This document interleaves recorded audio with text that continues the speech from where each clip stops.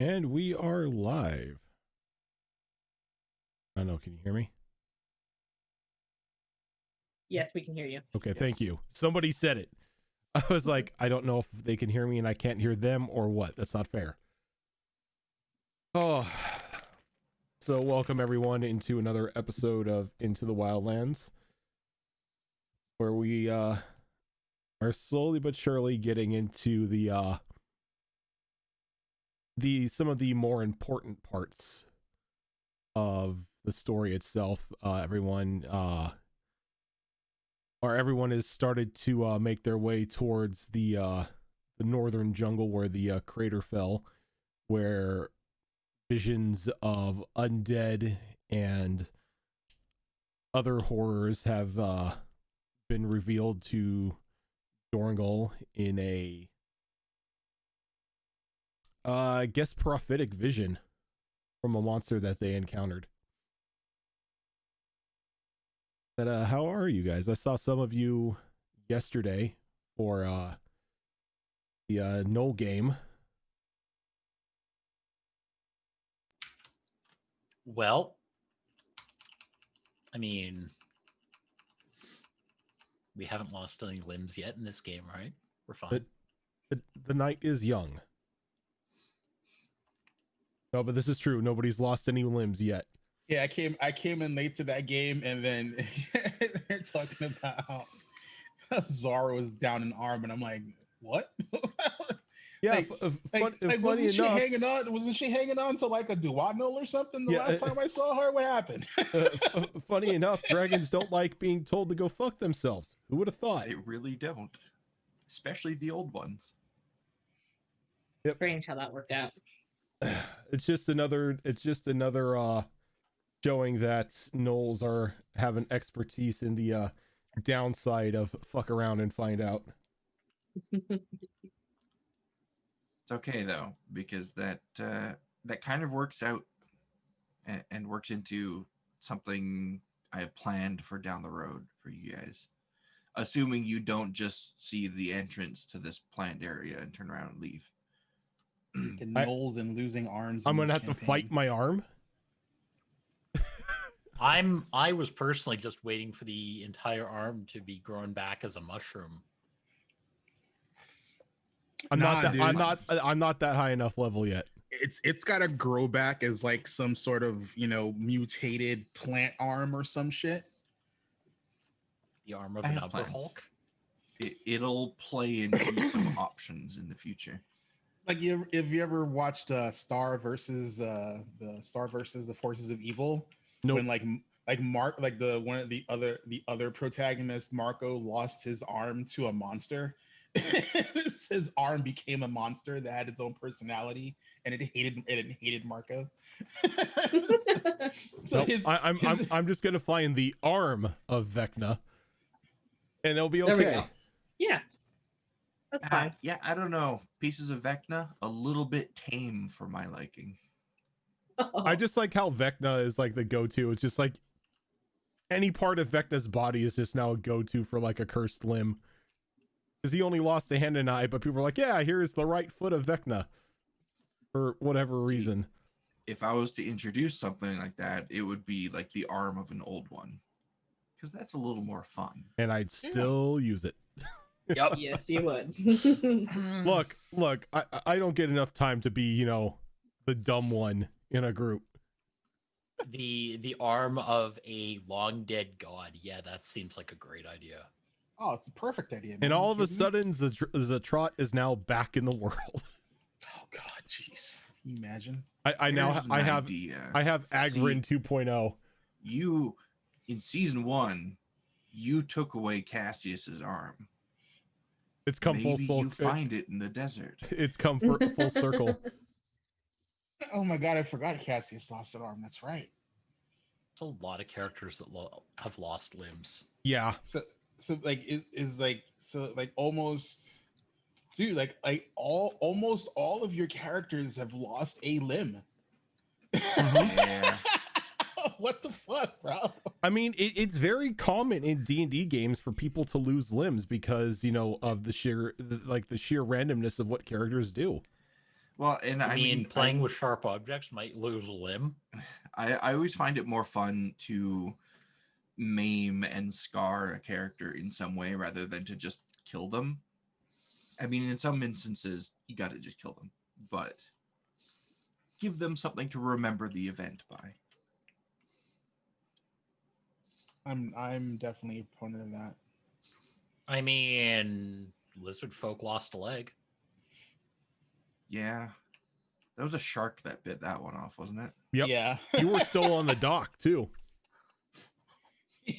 What was that movie with Samuel L. Jackson? He's monologuing near the open pit, and It's just shark comes out. Yeah. the shark just jumped out. And Wasn't that fucking Deep Blue chopped- Sea? It was something deep, I some think shit. so, yeah. That was amazing. He was just fucking reading everybody the riot act, and the shark just came up and was like, "Ruff." It's like, yep, that's what happened to that character. Yeah. So before we get into tonight's festivities, Fox, you want to go over the whole dice thing? Yes, we'll actually start it at the beginning of the stream this time instead of halfway through. We do have Dicember giveaways to do. I'm about to post a link in the chat here for the picture of the dice that we're going to be giving away right now. And how that's going to work is I'm going to open up a keyword raffle, and all you need to do is type !Dicember into chat in order to enter into this keyword raffle, and it is now open. And probably about halfway through the stream, we will be closing that raffle and drawing a winner. If your name is drawn, you have to be present and tell us what you won by just saying dice or math rocks or whatever you want to call them, just so we know that you're paying attention. And we will then grab your Discord username from you and pass that along to Zorro, who will contact you at some point down the road to send those out. And that is not the only giveaway we're doing today either. Once we close this first raffle and draw a winner from it, we will be opening a second one for another set of dice. So 2 giveaways today. So we're doing 2 giveaways for every show, right? Yes, that is correct. It is going to be 2 giveaways today, 2 giveaways on the Wasteland game Saturday, and then a dice giveaway and a dice bag giveaway on the potential final episode of the Christmas mini adventure Saturday evening. Those would be perfect for Empire-based characters, yeah. The Ash dice. So They look almost like swirled amber. yeah. So when we last left off with this crew, you had just put down 2 strange lightning, thunder, and fire birds, a triple elemental creatures that put up a bit of a fight and caused a bit more damage to an already ruined bridge that was seemingly your only path into the across a great chasm leading into what would be the forest and jungles of the Wildlands. But thankfully, your path was not completely blocked, as your friend Cornelius, the not interdimensional, but interplanetary GIF huntsman, put up a beacon to call his ship Samantha. After a strange night camping out in the gatehouse of the destroyed bridge, where I think it was Dorngal and his Minotaur companion Rutgar ran into some strange creature that Isn't it another bear folk? yeah, Rutgar is a bearfolk. That was sort of almost stalking the group on the side of the cliff the entire night. and it made it like a brief appearance. Regar almost becoming the meal of said creature before it slothed back down into the chasm itself. Afterwards, everyone got on Samantha, which is a strange looking alien creature, almost reminiscent of a space whale, but also a living ship that communicates with you telepathically once you were linked up with it inside. Everyone had a bit of a brain massage briefly as a pair of tentacles slimed up into your ears and connected you to Samantha herself. And you had a lovely bowl of tasteless gruel. Yep. A bowl of tasteless gruel was made for anybody who was hungry. There was no taste, but it met all the nutritional requirements to keep you sustained and healthy. And when we closed last week, you all were now adrift in an expansive void. Every now and then you can see brushes of solar winds dancing over the I guess you would call them fins of Samantha as she just very delicately and very gently began to swim through this blackness. Cornelius had explained to you that this was Samantha's preferred means of travel, as being on a physical world is uncomfortable for her. Not painful, but they begin to feel anxious, out of place. They prefer the openness and the vastness of the void to that of planets or physical planes themselves.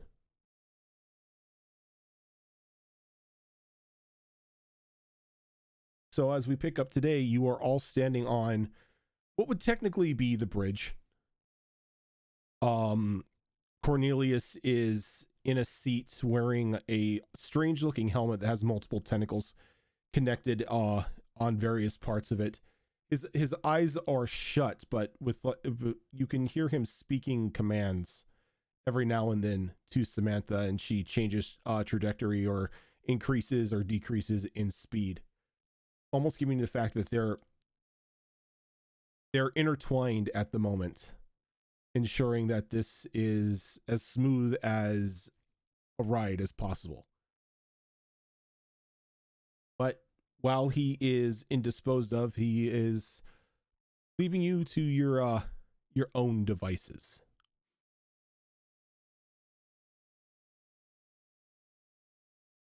So if there is anything anyone wishes to do. When was the last time we had a long rest? The night before. How long ago was that? Maybe by the time you got onto Samantha and everything, maybe an hour since you guys woke up. So I clearly did not reset all the stuff on my sheet. Trying to remember what kind of massive battle we got into with all my abilities gone. Nope, I'm just slow.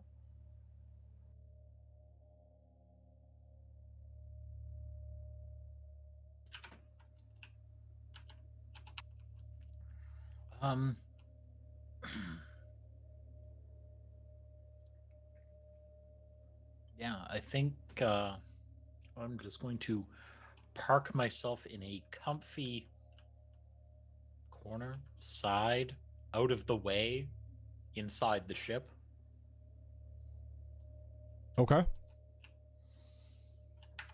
And when you get to an area that you think would be out of the way and a bit comfortable, a seat sort of like forms out of the wall for you. Weird. I think after finishing the bowl of tasteless gruel that he was eating, Therian is going to skip over to Reaver, pulling something out of his bag as he does. There's something that we picked up that I meant to ask you about. Perhaps you have some knowledge that I do not. Have you seen something of this sort before? And I will show him the deck box. I identified it as a magical deck, but maybe he has more information, or maybe he wants to pull a card himself. I don't know. Okay. And he sort of sniffs it for a moment and shakes his head. Looks like a card box, old man. Well, yes, I did figure that much out as well. There's surprisingly cards inside of it, too. I pulled one, and it seemed to be quite a good boon to me personally. And our good bear friend over there pulled one as well, and it worked out quite well. Right, pulled several. So you're saying it's magic? Yes, and quite helpful. So far, I have no reason whatsoever to believe that there is a single harmful card in this deck. Well, I guess that's good for you then. Quite. What did you want me to do? I was just curious if you had any additional information. Can't say that I do. I'm a warg. We normally don't deal with magics. That's more of... It scares me to say this, but it's more of your forte, old man. Yes, well, this has given me access to quite powerful magic. Perhaps I can demonstrate for you. Is there anything that you have ever wanted for in your life before, my good friend? Anything at all, just name it.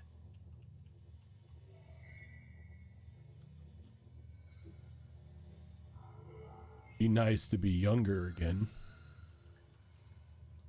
Well, let's find out if we can do that for you. I wish that my good friend Reaver here was in the prime of his life.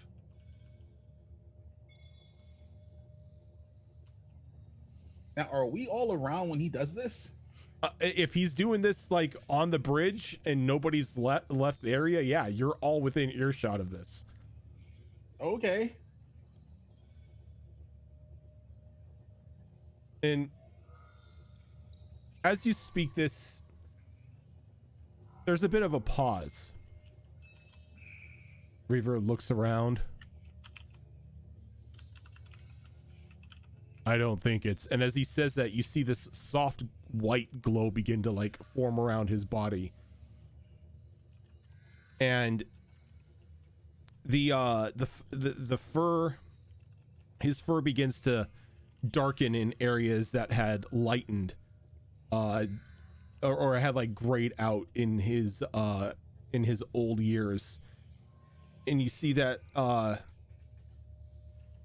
the stature of his body begins to like increase a little bit, like where new muscle is growing.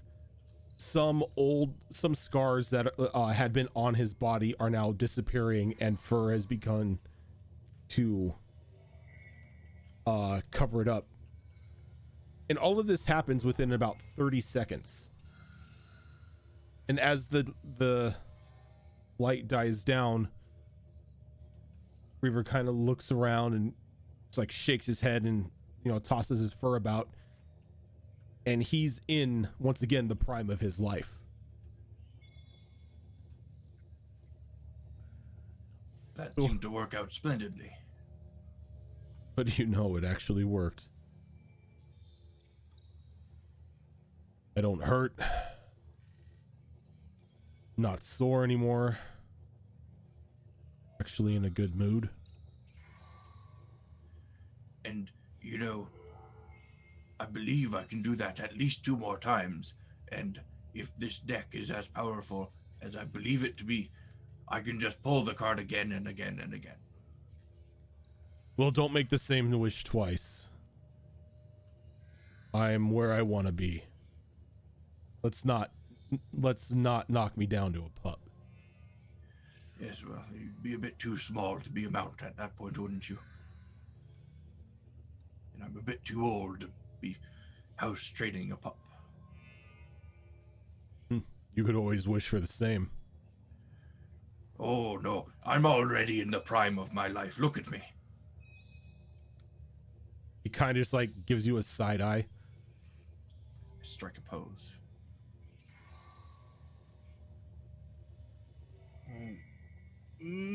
My friend, what the magic did you do there with your friend? He looks very much younger. Magic granted to me by that wonderful deck. It gave you wish. Several. Now, I'm assuming the seat I found in the nice corner is not on the bridge. Oh no, it's still on the bridge. It's Oh. out of the way. Can I have an Arcana check on what just happened? Oh yeah, go right ahead.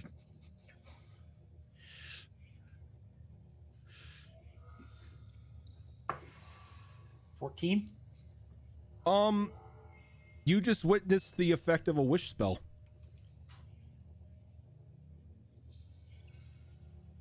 Now, the real question is, do I know what that deck is now if that came from the deck? You can give me another Arcana check. Don't fall, Gilly. 12? 12. You're Gotta get the heater on. I only say that because I've done that. you're not, you can't really put your finger on it, but it's definitely something that has the ability to at least grant wishes to people who draw from it. Yep. And you know that Dorngol was talking about the boons that he had received, along with Rootgar just appearing and, you know, offering his services to your bear folk friend. Didn't a few of us figure out what that deck was after Dorngal pulled? Yeah, I think one of you did. Yeah, Dorngal figured out what it was, and he was like, "We need to be like super careful with that thing because bad things can happen." He regaled a story of some shamans he knew that told tales of particular cursed items that, you know, at first glance appear to be beneficial, but, you know, bad things can happen if you use them too much. Or not enough. Or not enough, yeah. Thankfully, we don't have one of those.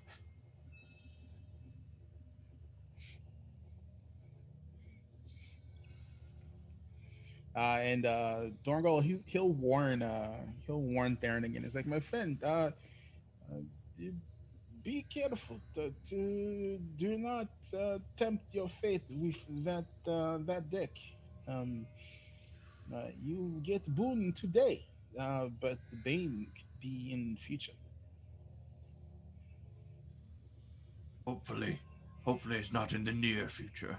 I would hate to cause a disaster to this vessel. Please do not cause creature. a disaster to me. Oh, right, you can speak. It is quite odd.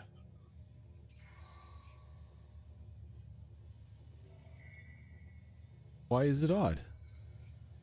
Well, you know, I've been on many ships in my lifetime, sailing across many seas. Not very many have, well, had fins and a voice. I guess that makes sense. So how many ships have taken you off of your world? Well, there was this one time. It was about 200 years ago. My friends and I had just fended off a large band of angry orcs and protected a village with nothing but a toothpick and a piece of string at our disposal, and we celebrated quite eagerly afterwards. Many drinks were had that night, and wouldn't you know it, the events that played out afterwards are quite otherworldly, if I do say so myself.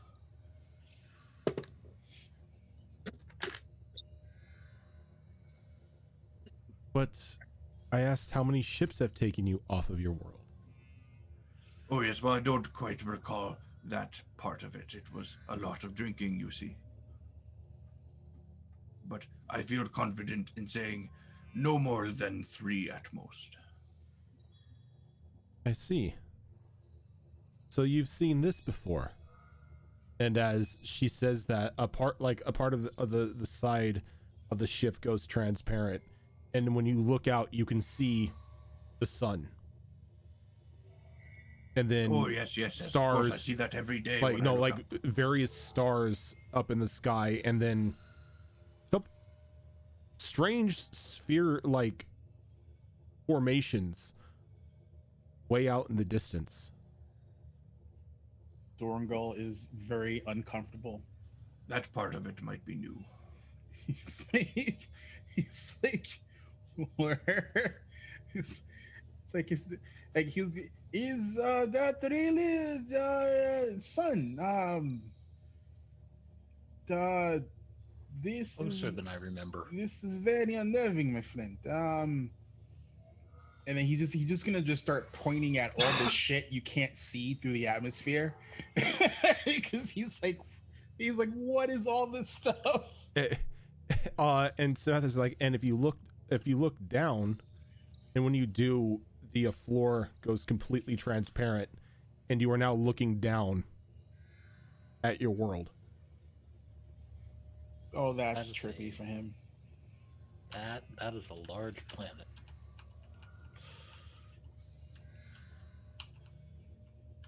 So many questions.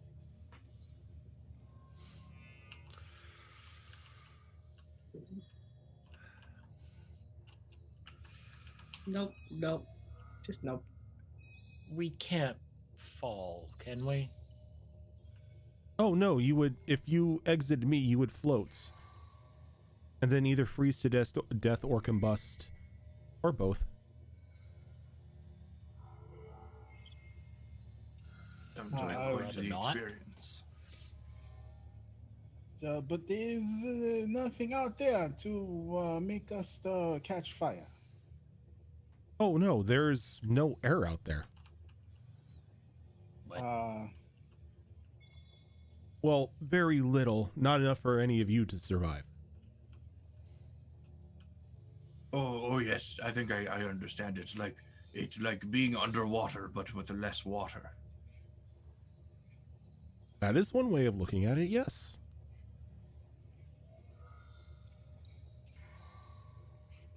Dorangal's still very confused, and he's just gonna like wearily squat on the floor, and he's just gonna take out one of his pads and he's gonna sketch the planet from space. Because he's like, no one's gonna believe me. I need to show them a picture. Tell them. It's like, it's a giant ball. We're on a giant ball. Like, I'm as you're kinda- looking down, you can see that there are, like, this world is just expansive. You can see multiple continents, some enormous, others just small, that you would guess maybe only hold 1 or 2 cities on them. One part of the world, there's what looks to be an ongoing sea storm that looks like it's ravaging the area around it. Wait, do you mean like we literally have a red dot, but it's like it's in the ocean? Mm-hmm. It looks like some sort of like calamity or chaos just Some taking place. perpetual storm is just ravaging the seas. Yup.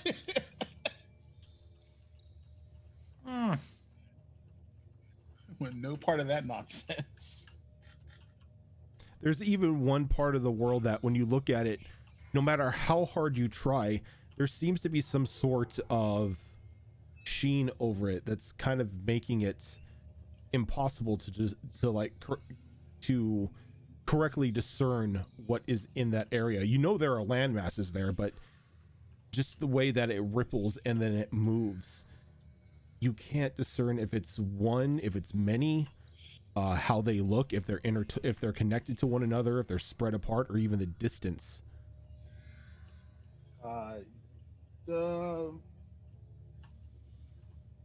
This ship's called Samantha, right? Yes. Samantha, my friend. My eyes. I don't know if they can't focus too well through your skin, but you see that part of I don't know what you call it. Your planet. Okay. There's the part down there. It kind of sparkles. Do you know what that is? And you begin to see some like lights appearing like on the floor next to you, as it looks like Samantha's trying to like calculate trajectory or something on it.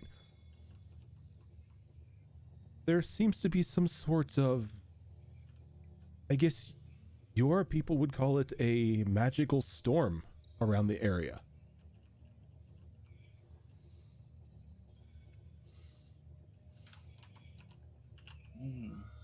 Dormo's very confused. He doesn't know.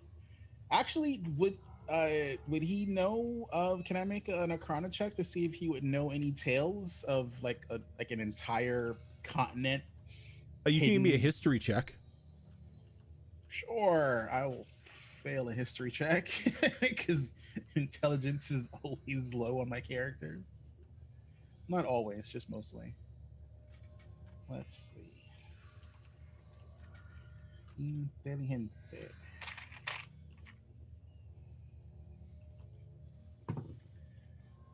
Oh wow, it's not horrible, but my bonus is garbage, so that can be a good roll. So that's a 14.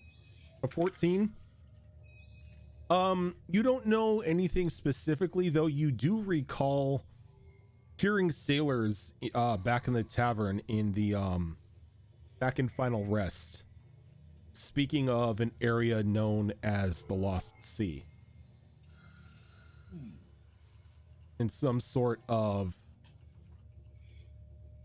magical storm or spell gone awry that sort of shields the area from you or even travelers itself.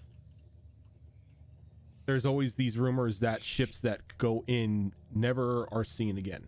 They never come out.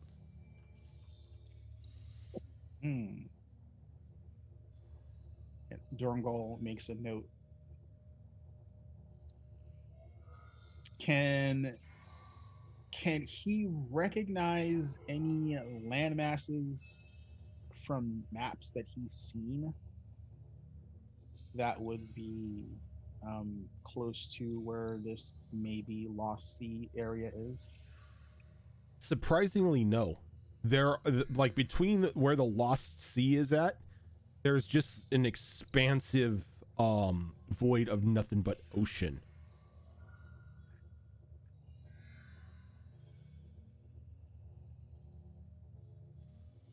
He's like super curious.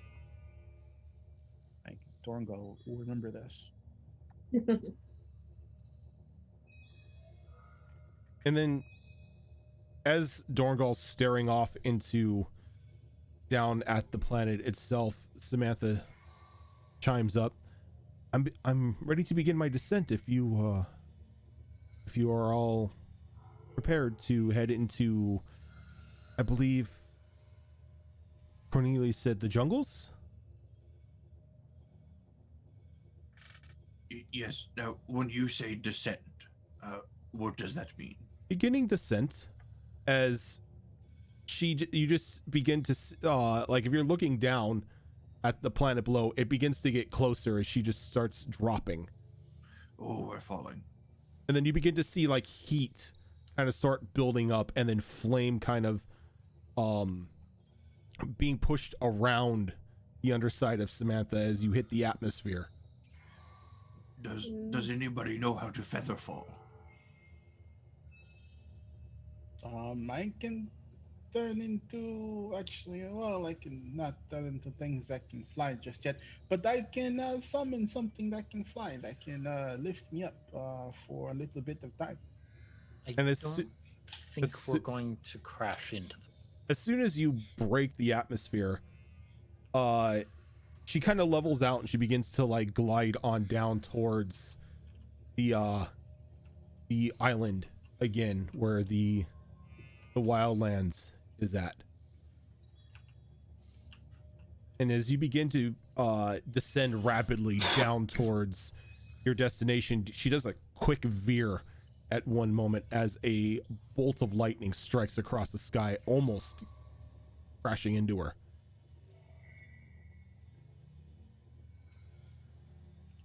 Does that always happen? No, that was... And then another bolt of lightning streaks across the front of the ship as she again veers off to the left, just to barely getting out of the way of the bolt, as you see a large skeletal dragon now in pursuit of the ship. Oh, you dragon! Ow. That's not good. good. That's really, really, really not good. I'm going to have to set you down outside of the jungle.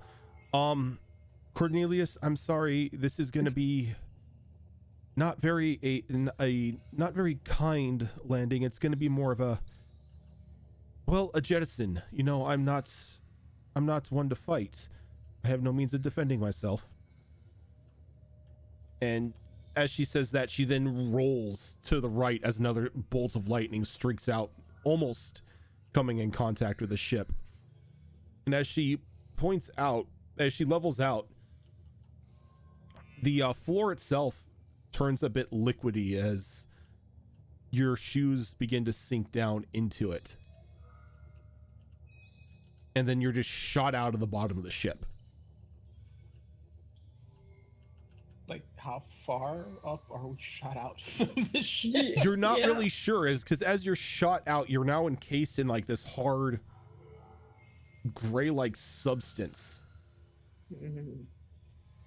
And you feel that you feel like a rough impact as you could tell you've hit the ground, but you've taken no damage. And as you come to a rolling stop, the hard liquid around you kind of breaks apart, kind of like a chocolate shell. And as you're laying there,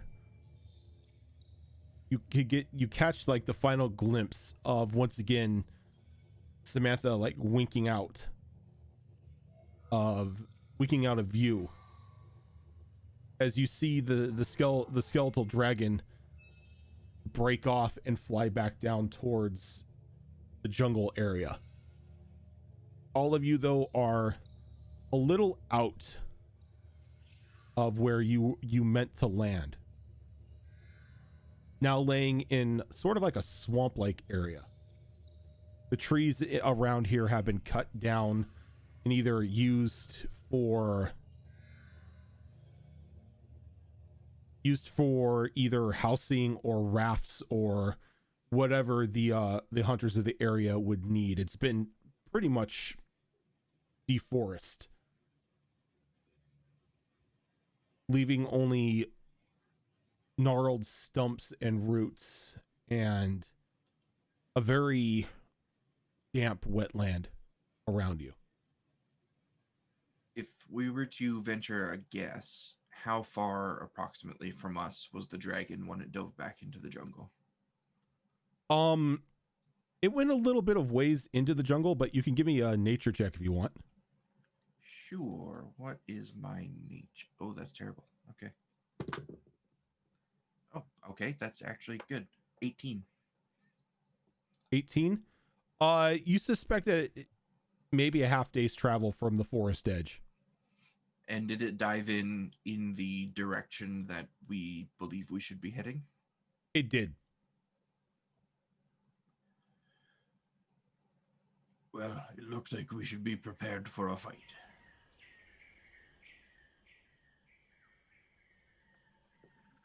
I'll stand up out of the muck and start cleaning myself off and making sure all my gear is there and getting ready to, I guess, continue our trek.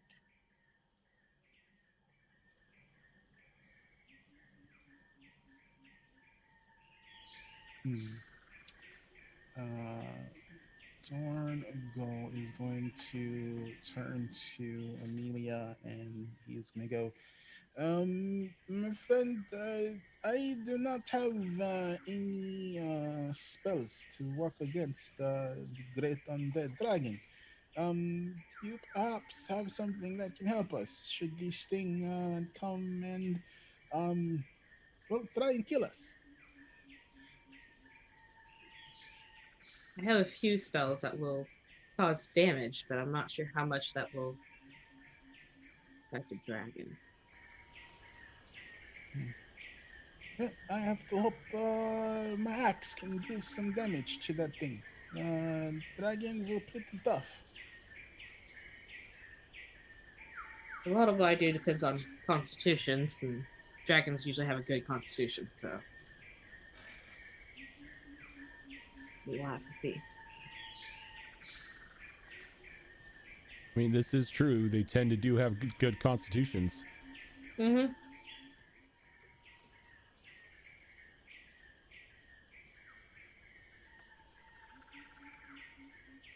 Is Rutgar with us? And is he okay? He is, but he looks a little confused and shaken up.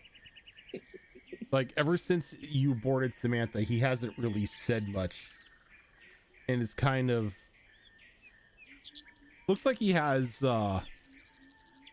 he's got that look on his face as if he's questioning his life decisions. Gonna go up to him and just give him like a hearty slap on the shoulder. Don't worry. It's just space travel. You get used to it. He kind of looks at you. If it's all the same, I'd much prefer that if my feet remain on the ground next time. We'll try to accommodate that, but no promises.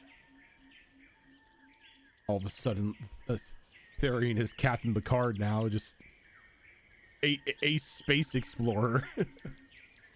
Yeah, sounds about right. So you're standing in the remnants of a wetland. What are your plans? I think we continue with what we were doing. Yes, we move forward into the jungle towards where the meteor landed. I will lead the charge if there are no objections. You said we're in swampy terrain. Yeah. Let's see.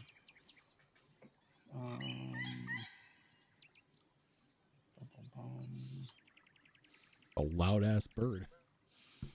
Freaking jungle seagull coming in. Oh yeah. It's the dragon. Ooh, I just had an idea. Like a macaw dragon or a parrot dragon. So, if you let me spend a few minutes, I'd like to see if any of the animals might know a quick way through all this muck. Okay? Sure, yes. Do And your magical thing. I'm going to ritualistically cast Speak with Animal. Okay. And then I'm going to try and find something that is not going to readily want to eat us. And basically ask it if it knows how to get to the ruins. Okay. Go ahead. You can either give me an animal handling or a nature roll to see if you see what sort of animal you come across. Ooh, wow, animal handling is way higher than my nature. Well, not way, but still, it's definitely a better roll. come on. That was garbage. Oh man, 11. It rolled off a 17. Okay. Fuck you, die. You're done for the day. So it takes you about 5 minutes, but you come across what looks to be a bullfrog, but very bright, very orange and green, with like small speckles of blue dancing across its the back part of its hide. And it's sitting there on one of the drier patches of land, minding its own business. Excuse me, my friend, Mr. Frog. And kind of just like slowly turns and looks at you. Little bit confused and concerned, like in its eyes, that it can understand what you're saying. Do not worry. I do not want to eat you. I just need some directions. Concerned that you can talk to me.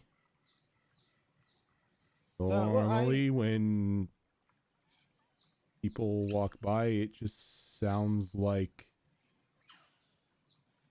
unintelligent jibber jabber. I'm druid. I am emissary of nature. Oh, you're one of the druids. All right, that makes sense. What do you want? There is large ruins somewhere near here. Do you know good direction to avoid some dangers in the swamp? Danger? Well, there are a lot of dangers in the swamp. Yes, I want to avoid them if possible. Well, stay out of the water when possible. Don't splash about. And if you see Jeremy, troop one of your friends and run as fast as you can. What is this, Jeremy? He likes to think he's the ruler of this swamp, just because he's bigger than most things and his mouth can swallow most things whole. That is a good warning. Is he snake, big lizards? Big lizard is... That's about a good description of him. Well, thank you very much, my friend. Let's see. Oh, and if you see her, she offers you anything to eat, asks you to come into her house, asks you her name. No, better, just don't talk to her. Here. Someone lives out here. Yeah, let's say that. Okay. Do you know what this person looks like? So I see her coming, I walk other way. Looks like an old lady. All right. So from that, so from all of that, can I make a check to see if I might perhaps know he's talking about a hag? Go ahead and give me a history check. Alrighty. Different die, not that one. Crap die. Yeah. That is a dirty 20, 19 plus 1. A dirty 20. It takes a second, but you're able to put two and two together since you've been here for a couple years and you have hunted out in the wildlands. You have heard talks of some of the hunters that like to specialize in swamp-like creatures, that there is some sort of witch that lives out here. Everyone back in town calls her Black Marge. And she's bad news if you come across her. She takes delight in causing agony and misfortune to anyone that has the misfortune to come across her. All right. Everything she says is a lie. and everything that she offers is only offered with the intent to maim and kill.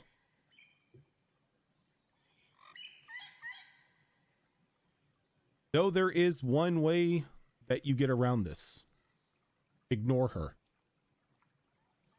If you ignore her, she can't touch you. But the moment you look at her, you're screwed. All right, well, that's good to know. So then Dorngo's gonna relay this to the party. You know, Jeremy and that we're potentially in the area that this Black Marge calls home. Do you say her name out loud?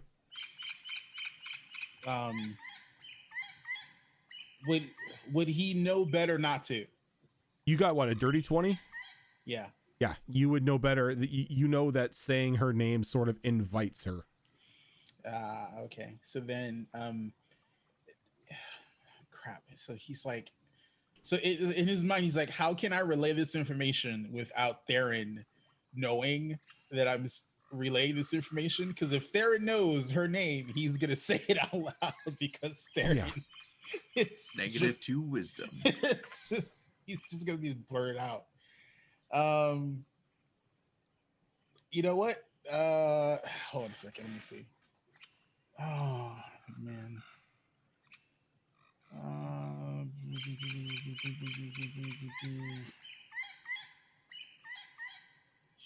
Hey, crap. Think of all the times to not have the message spell. All the times of not being a mage. It's like he really, really want the message spell right now. Oh, okay. Let's see.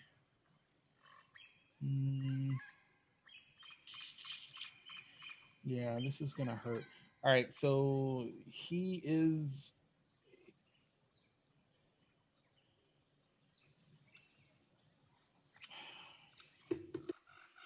So you know what? He's not even gonna tell. He's not even gonna tell people about the whole Black March thing. Just easier to not risk her name being inadvertently blurted out than to just, if they don't know, then they're not gonna be, worried about it. And then if she shows up, then he can just say, "Ignore that bitch. Don't look at her." I mean, that's fair. That is fair. So he's gonna say, the nice folk over there says that the many things we should worry about. Basically, most problem is some big lizard named Jeremy. So I'm going to cast water breathing and water walk on us. So that way we're not hindered by walking through swampy water. Okay. Sounds quite useful. And then as the ritual, I'm going to cast water breathing first. So I can basically not concentration for the next 24 hours, up to 10 willing creatures. Basically can function normally in water. So so 10 willing creatures within range have the ability to breathe underwater until the spell ends. Affected creatures also retain their normal mode of respiration, so they don't grow gills, they just can breathe water normally. And then I'm gonna ritual cast water walk, and for the next hour, and every time it wears out, I'll ritual cast it again, so we're not losing speed because we're trudging through water and muck. That lets us move on the surface of a liquid. Anything that's considered liquid, so basically water, acid, mud, snow, quicksand, yada yada, lava. Yeah. Which is, it's like, it's good for lava, but it doesn't protect you from the heat. Let's see if I target. Yeah, no one's submerged, so basically Yeah, so like if we're submerged, so basically like it'll lift us to the top of the surface of the water, and then we can move. Spell carries targets the surface. Okay, yeah, so that's just if we're really, really, really underwater, which isn't a big deal.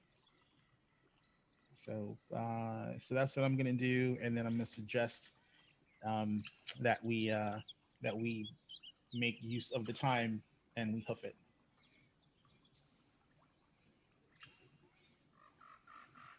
Yeah, you definitely have time. Like, it's still early in the day, and from like where you're standing, with a good travel without anything happening, you could probably hit the forest, the jungle line by nightfall. So, unless anyone else steps up and wants to lead, Therian will mount up on Reaver and take the lead. And Reaver kind of like tries to dance away from you mounting him as he shakes his head. I may be young now, old man, but this terrain is not ride the dog wet through terrain. But I'll get my boots wet. Yeah, well, everyone else is getting their boots wet and my fur is wet, so... Your fur won't be wet once I have us walk on the water. You just basically just walk normally. See. All right. And he kind of like... foot. He kind of like stares at Dorngal, kind of like giving him the shut up look. Just goes right over Tyrion's head. But you know, I still can talk to animals for a little bit, so I'll take lead. And if anything crazy happens, I'll try to let animal know we mean no harm. Suppose make use of the magic while it is still active. It makes sense. Normally, I would ride Reaver and just rest when I'm not taking the lead, but somebody doesn't want me to. Yeah. And Dorgo's completely lying, by the way, because Speak of Animals is only a 10-minute duration. So lying is out. I know that. Therian, on the other hand, what is magic? It's things that are contained in a deck of cards that are totally safe. Totally safe. So I'm anticipating a combat, and I'm trying to figure out where my constitution turned into 19. Didn't you get an item, an amulet or something, when we all got our magic items from Butterfly Lady? I thought I wrote it down, but it's like Oh, I think I did. You totally got an amulet thing. because I usually write that stuff in my bio, but it's... Amulet of Health? Yes, that's the one. Oh, okay. So that's so stupid. I don't know what I was. So I wrote down that my base con is 16 because I knew I got something, but I was like, what the hell did I get that's giving me the 19? It's just, my brain sometimes just refuses to brain. I mean, to be fair, we were off for a week, so... Yeah. And that was from the Butterfly Lady. All right, cool. Yep. And I know one of my other pulls is the fort. Yep. Correct? And what was the third pull? I'll look it up later. It doesn't really matter, but if you have it written down, just so I know. I don't remember. Yeah, I'll Was find it the question one? The Vizier? Did I get the Vizier? No. No. Theron has the Vizier, I think. No, Varen has... No, it's wishes. Theron has wishes, and if he defeated the next hostile creature solo, he would gain a level. I got an axe. Why did not write down an axe? Oh, that's right. You got your magical obsidian axe. Did I modify the one that I already have? Possibly. Let's see.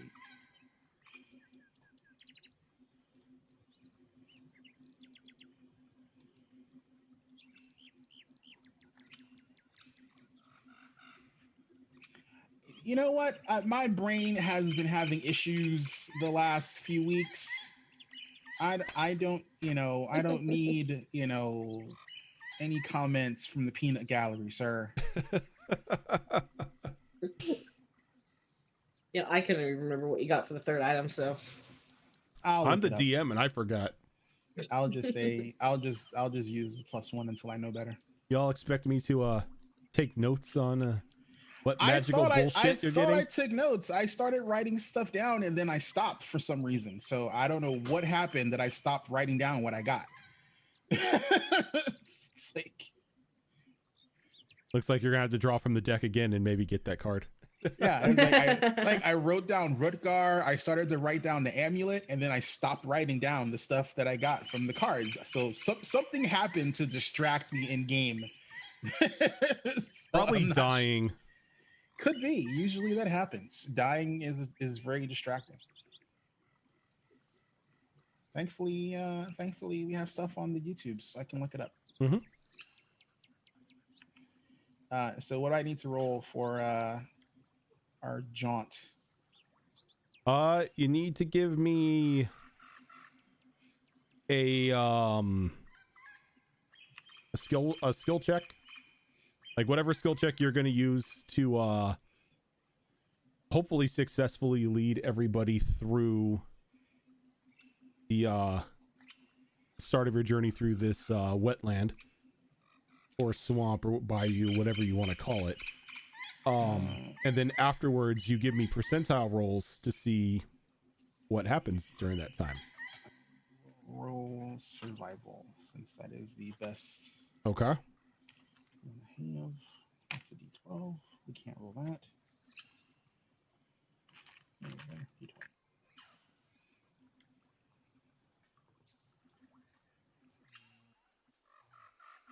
Not great.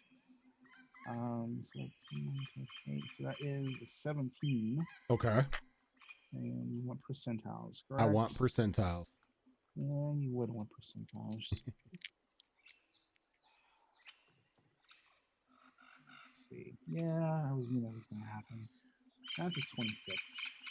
17 and 26. Okay. it could have been worse, technically. Could have been worse. Yeah, it's not like it was a Raven Night Watch roll or anything. We're not speaking of those. Those rolls make Rose jealous. Yeah. So, Dorngal, can you give me a D8? Oh, dear Lord. Remember, I'm walking on the top of the water surface. I know you are walking on the top of the water surface. Rolled a 1. Oh, you're done for the night. Okay. So everybody begins to set out through the wetlands. It's not a very pleasant smelling area, though. Your first leg of your trip is uneventful encounter wise. You do see a couple strange fish jumping up and out of the water at points. A couple alligators pass you by, just not even paying any sort of attention to you, almost acting like you're not even there. And near the end of the lake, like this weird feeling, like this deja vu kind of sets onto you as you notice, for some reason, this very familiar log off to the right. Can I have everybody give me just a straight up wisdom roll? Me too? Yeah, everyone. Alrighty. That's a 10. 18. 7. Jeez, we're so dude. Oh God, really? Come on, my dying. Just that's an 8. An 8. Well, thankfully one person made it. Amelia, that log is the same log that your group departed from 2 hours ago. Oh God, are you kidding me? No. I'm gonna walk in the Though- circle for 2 hours. When you look around, everyone is in the exact same place they were 2 hours ago. You haven't moved.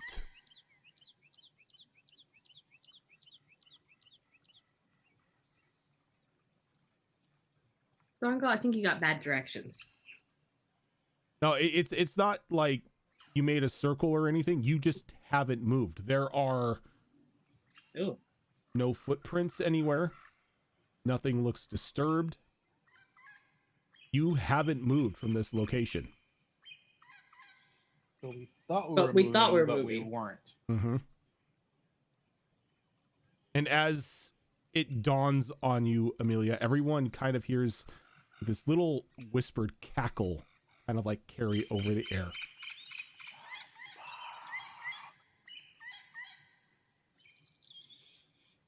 So when Durungal hears the cackle, he turns to the party and he like in a whisper, he's like, "My friends, just ignore the person who's making the laugh. Do not look, do not talk. Just keep walking. Pretend person not even there." Okay.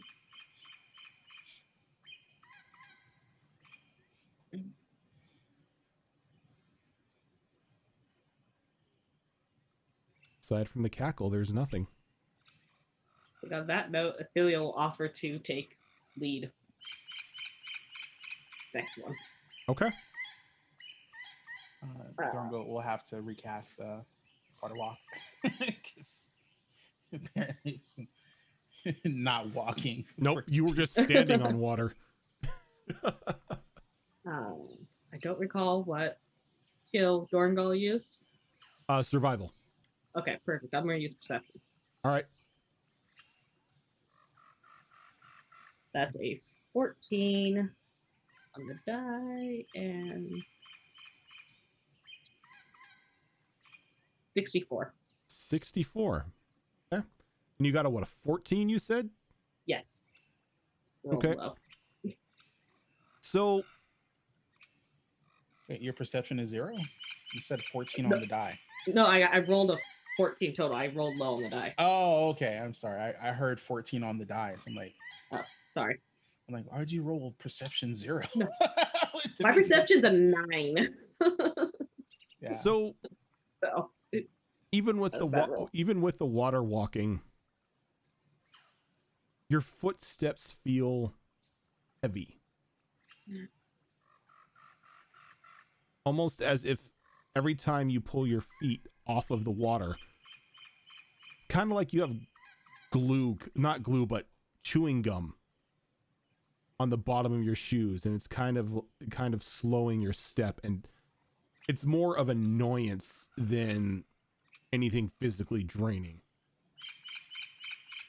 And as you begin to as you turn around and you can see people, you can see everyone walking across the water. Sure enough, every time they lift their foot, like small, black strands are being pulled up with every step. And they snap and they just snap back down onto the water surface. that's obnoxious. If we move off the water onto what might resemble land for this area, does it stop? Yeah. As soon as you step on the patches of land that are sporadic throughout the wetland, your movement is unhindered. But it's just as you're stepping on the water itself, as you're walking across the surface, there's just something that's grabbing the bottom of your boots. We should probably stick to the land as much as possible. Otherwise, we're going to be slowed down a lot by whatever's grabbing us. Told you our boots were going to get dirty. It kind of just looks over at you and just shakes his head. I have to agree with Reaver.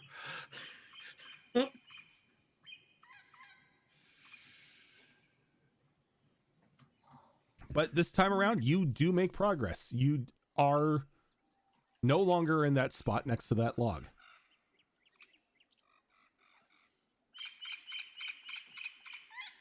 Amelia, do you want to continue on, or are you going to let somebody else take the lead? Someone else wants to, they can. How long is water walk, Ezrin? I have to recast it every hour. Okay. Are you going to recast it, or are you going to... I can do it as a ritual, so yeah, it doesn't Okay. cost me a spell slot. Just like at the end of every hour, you just ritually cast water walk on everyone?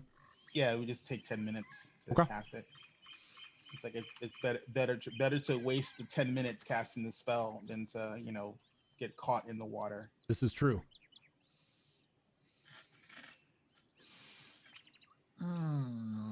So, Raven, did you say you're going to take it?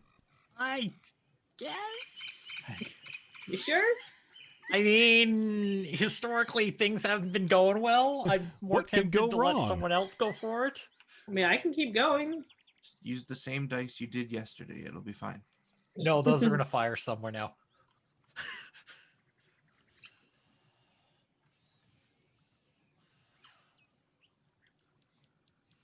It's up to you, Raven. Keep leading. Okay. I will attempt.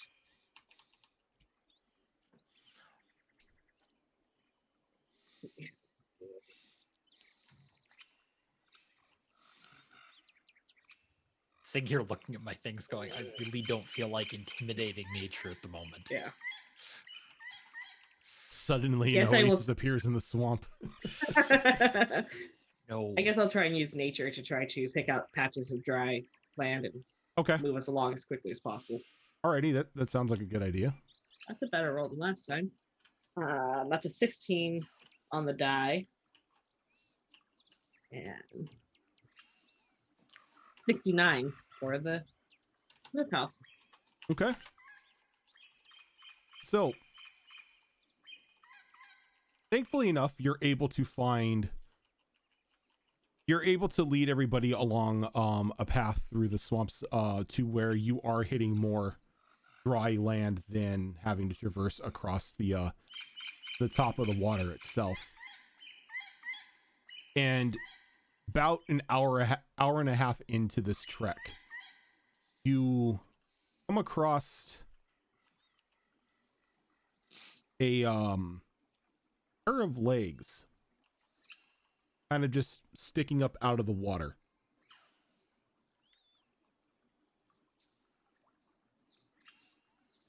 What?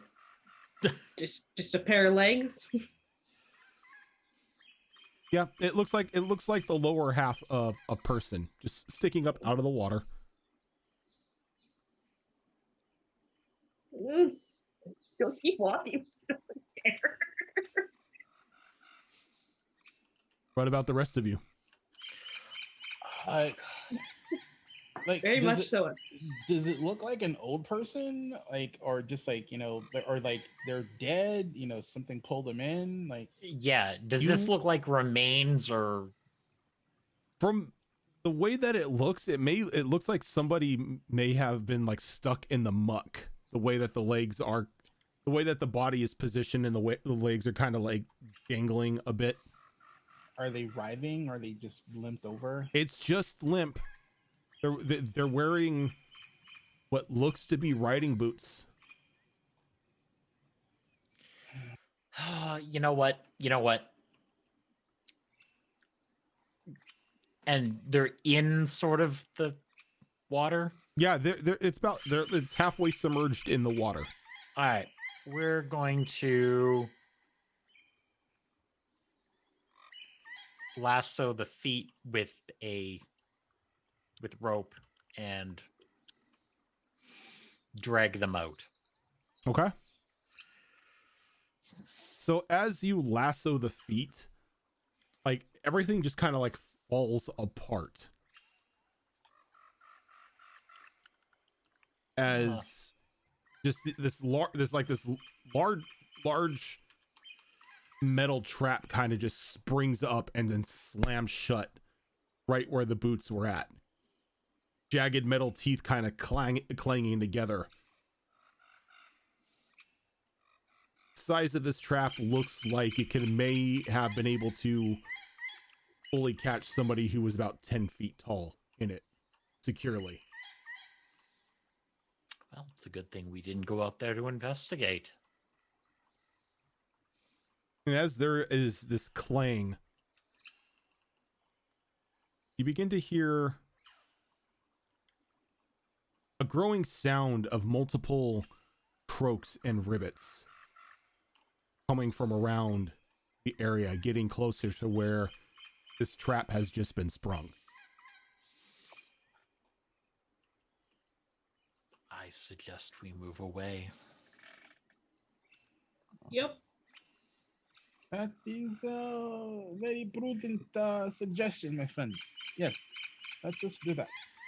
Let's hurry away from the spot.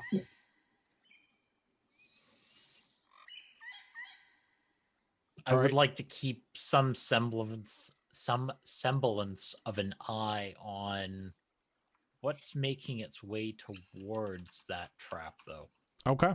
So, let's do a group stealth roll here Oh, good. to see if you can Okay. stay out of sight while getting away from this very loud clanging trap. Yay! Oh, I'll just be rolling with disadvantage now. this is gonna be awesome. I That's also rolled with disadvantage, but rolled really high on both die. Oh god, geez, none of my die are working for me today. That is not good. What is Go back and- Reaver's? Actually, that's not horrible. This went way Yeah, better than that's- expected. That's a 9. That's not good. Yeah, telling a centaur to do a stealth roll normally goes badly. Oh, I have to roll one for Rutgar also. Yep, don't I? you have to roll one for Rutgar. Is Rild with us, or did he not get Um, ejected from the ship? Rild is in the meat locker right now. Okay. It's what I call people who are off or who are technically AFK. And what I do is I work with them on what they were doing, Okay. or what happened to them while they were gone. So His I'll work stealth with was- Shadow Fox. This stuff was worse than mine. All right, I got- so HP Fox, what'd you I get? got a 9. He got a 5. Therian got a 15 and Reaver got a dirty 20. Okay. What did you say you got, Azarin? I got a 9. Rutgar got a 5. Nice. Christiana, Raven, 15. 15, and Gilly. 11. Oh, Yeah, Okay. I didn't roll great. that's 50. So- How is it? How is it that the centaur and the guy in full plate Stealth rolled horse. better? Stealth Yeah, horse. it's like we're rolling on disadvantage here. Let's go with this. Dude, Roll- roll low. none of my die are liking me today. It's bad. So- It's really bad. Blood go Fox had ahead- the same thought that I Let's did. go ahead and take our first break of the night here, and when we come back, we will see what happens with a failed stealth roll in this area. Oh, But we do have the raffle open right now for December, as we are giving away 2 sets of dice tonight. The first raffle, are we doing it when we come back? HP that- Fox? be a good idea. Yeah, come since back we from the first opened it break up. and then come back from the second break. Yeah, Doing I raffles? think we can do it that way. Okay. So, HP Fox just linked the dice that we are currently going to be giving away when we come back from the break. If you want your chance to win that beautiful set of dice, use ! December in the chat, and we will draw the winners when we get back in about 5 minutes.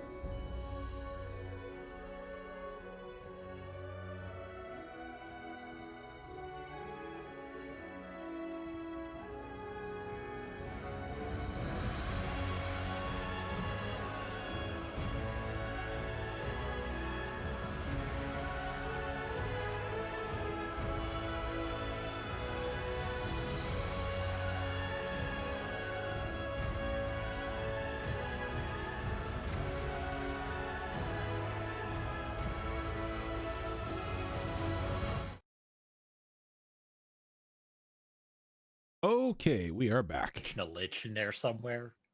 It's just a Dracolich and a lich. Don't fret. Oh, fine. Oh, Hi, welcome back. Hi. What's that about liches? They love phylacteries. Get your Yeah. lich a phylactery.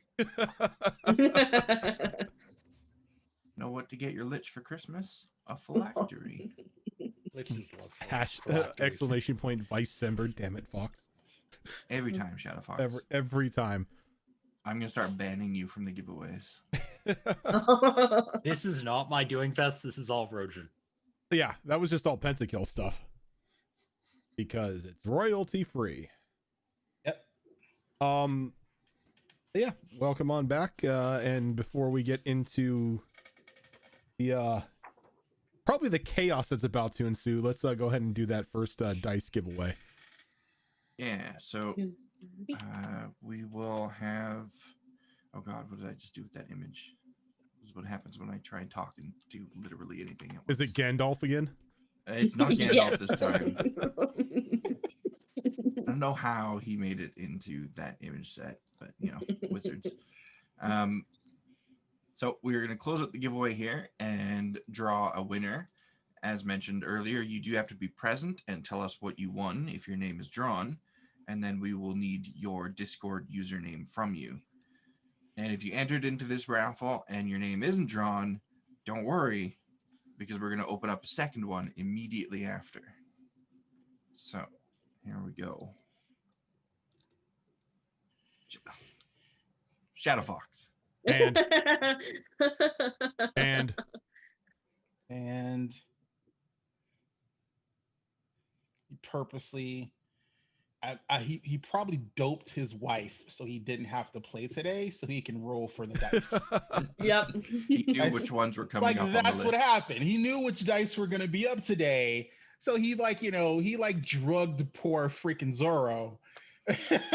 So he'd have to do baby duty, so he'd Oh be no. to roll for the dice. That's what happened. Exactly what happened. And I mean, I know the ridiculous of this rule, Shadow Fox, but even we have to abide by it. So you do have to tell us what you won. I don't know if he's still there. I think he logged off. He laughed, so he's I'm gonna there. have to re-roll, I guess.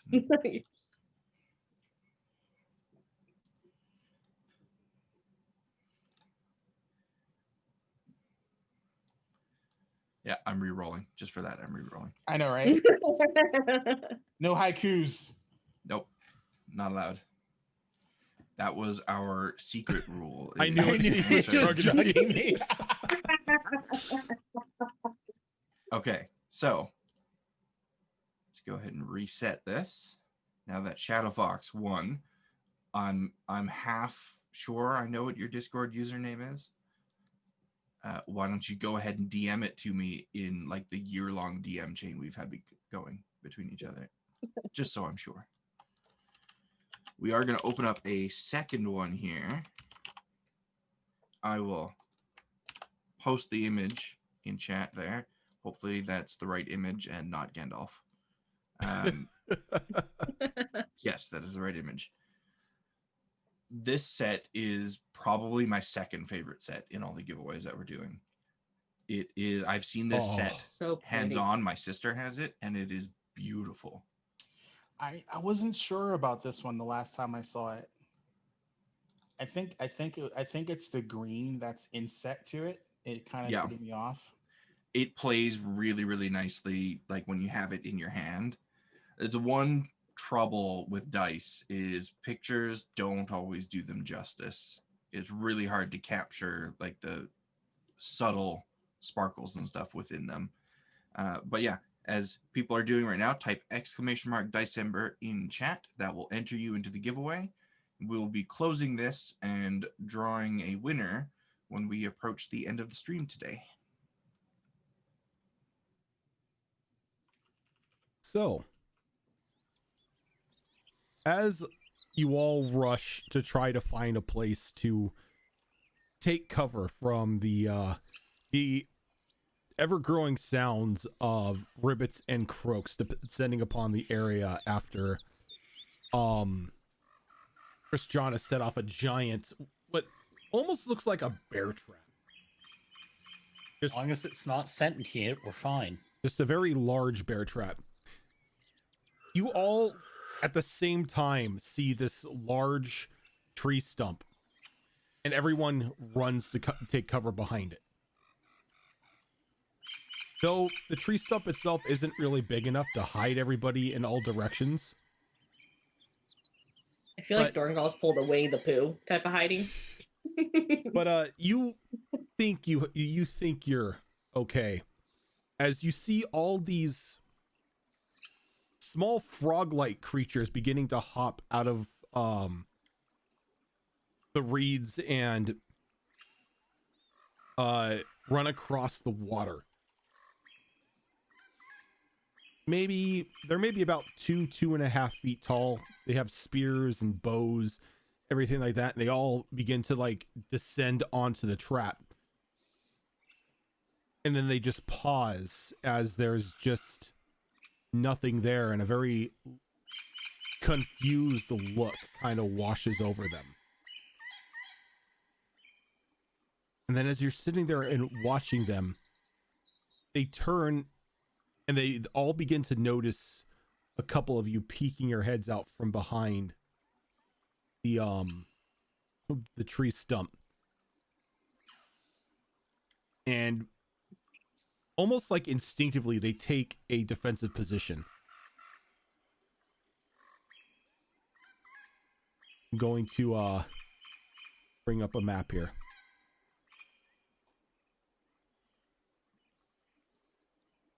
Say if the trap looks disarmed. So everyone can see. So those of you at home could see them clearly. These are what the little frog creatures look like. They're adorable. Yes, I love they it. are. I wonder how much airtime we can get on one of them.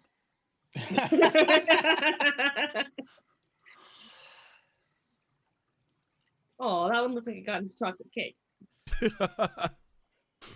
Yeah, I'm scared of that one. It does kind of look that way, doesn't it? That one's a necromancer. Kill it. That one's a Don't do necromancer. necromancer. My next character will be a frog necromancer. They did make these things into a playable race, didn't they? Yes, they did. Grung are a playable race. They're adorable, and I love them. So, they just kind of stand there and look at you. Spears drawn, not really making a move, not really sure what to make of all of you. So it's obvious to us that they see us. Then. Yeah. Okay. I think Therian will just kind of stand up from behind their inadequate hiding space. Hello. Friendly. They kind of look at the strange furry-faced person. They look back at one another. They look back at you, and they kind of just, again, hold their grounds. Those of them that have the short bows kind of like half knock arrows back in them. I don't suppose that's a sign of friendship among their people. Mila's gonna kind of lean over a little bit and goes, Dorngal, can you talk to them?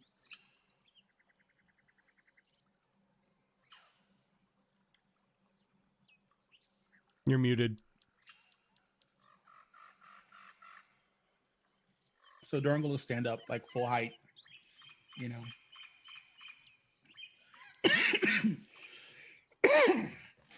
Just below large. Hello, my friends. We mean no harm.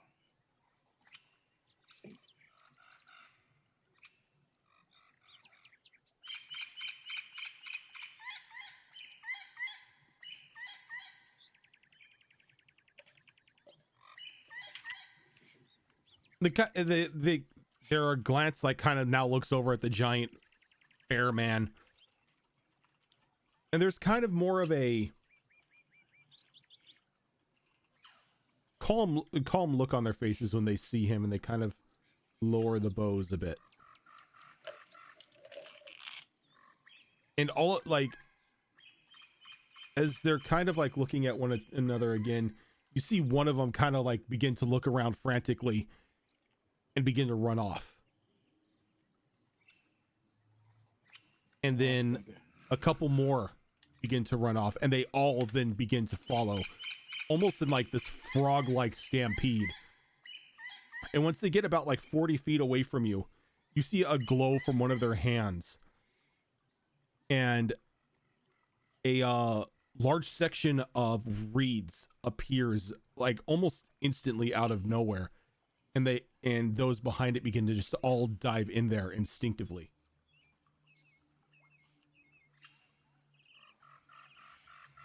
I think you scared them off. Can you adjust the map so we know where they are now? Yeah. So all of them ran.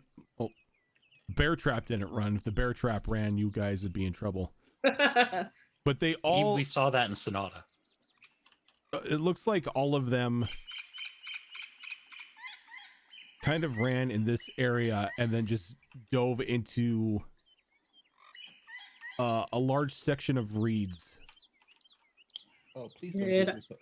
I attempt a insight to see if I can tell if they were afraid of something or why they might have ran off? Yeah, go ahead and give me an insight roll. 21. They're spooked. Something has actually spooked them. So for those of you at home, sorry, I'm using a second monitor to like maintain the battlefield. But they're all up in this corner now. I'm more kind of quietly talk to the group and be like, they got scared by something. Something they're afraid of is probably coming this way. And as Well, they all ran off once our good bear friend here tried to speak to them. Dorngol, since you're still looking in that direction, can you go ahead and give me a perception roll? Oh God, come on. All right, come on, dice. You can do this. It's not that hard. I believe in you. Don't believe in me. Believe in my dice. It's like, screw me. I believe in your ability to roll those dice into a good number. Alrighty. Well, let's see. So, I'm sorry, you said perception? Perception. So that is an 18. So, as Amelia says that something it seems like something had spooked them. Off in the distance, probably about 30 feet out, you begin to see these three very closely stacked eyes kind of like gliding through the water. That's not good. 3 eyes Yeah. together? 3 eyes together, kind of like two on each side and then one on top of the other two. And it's swimming towards the area at like a very quickened pace, and as it does, it begins to come up out of the water, and then you begin to see just like very slimy green skin begin to reveal itself, and then with almost a shocking display of agility, this thing leaps up out of the water. Okay. I need my token for this gentleman. I don't like it. Oh God, not that thing!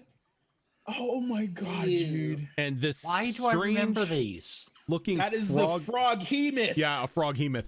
This strange looking frog-like creature with tentacles sort of growing out of it lands on the ground, kind of like sending out this thunderous vibration around it, like a small like ripple effect happening around him as he lands, as it begins to like look around and almost like as if it's like sniffing the air for something, and it looks down at the trap and it like picks up a boot from the false body and just throws the boot in its mouth and begins chewing.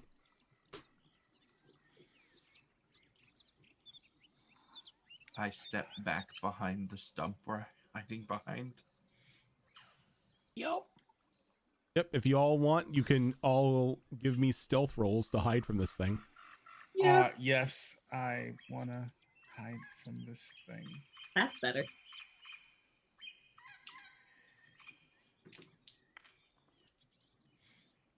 Not great.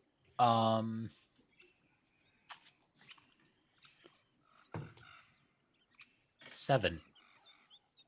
Okay. Dirty 20. 10 from Therian, 7 from Reaver. Okay. Bungle. So dirty 20 for me, Okay. and for Rutgar, Rutgar got a 5. Okay. I'm gonna roll its perception check here because those of you who got dirty 20s are fine at hiding from it. He's got a passive perception of 19. Oof. Okay.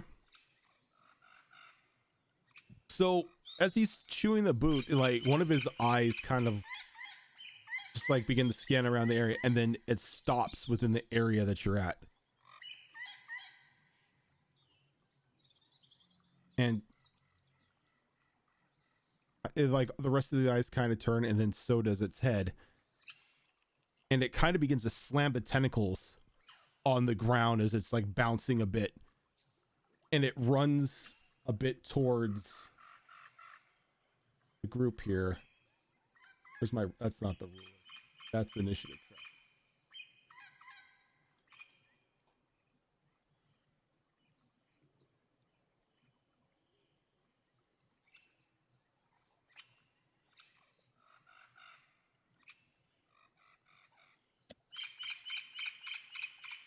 As it runs here. And then you see this tongue just lash out of its mouth towards Therian. Therian, can you give me a strength saving throw? Sure can. Oh, that one's gone. That is a 24. A 24. Okay, so the tongue jolts out of its mouth and kind of like slams into your chest. And you feel like as like it begins to try to pull you towards it. But you're able to like dig your feet down into the ground as the tongue just slaps back into its mouth. In a as it slaps back in the mouth, you see again begin to slam tentacles down on the ground in frustration. And I'm gonna need everyone to give me initiative. I don't think it's happy to see us. So let me add everyone here. Let me add Jeremy. My first run-in with this thing was in organized play, and the DM who ran the organized play session didn't read all of it correctly, and he wasn't supposed to send it after us because the description he initially gave of it was of basically a giant toad. And when he almost TPK'd the party and we found out exactly what it was, we were like, dude, what the hell? Like, why can't we kill a giant toad? Why is it so hard to kill? Because it's not a giant toad, it's a froghemoth. Oh, it was so bad. It was so bad. The organizer of the day had a talking to that DM. It was like, dude, what were you doing? Ooh, that's good.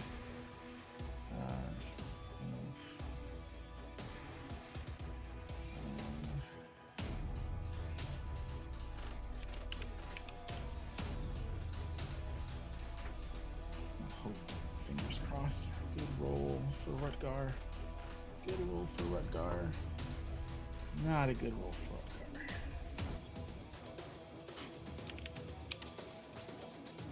Rutgar. Edgar's the one person, or one of the few people that needs the really good roll. Yeah, because Rutgar is level 5. Yeah. Yep. Just he's gonna get waffle coptered. Poor Ragnar. I'll keep him alive the best I can. I'm just waiting on Christiana's.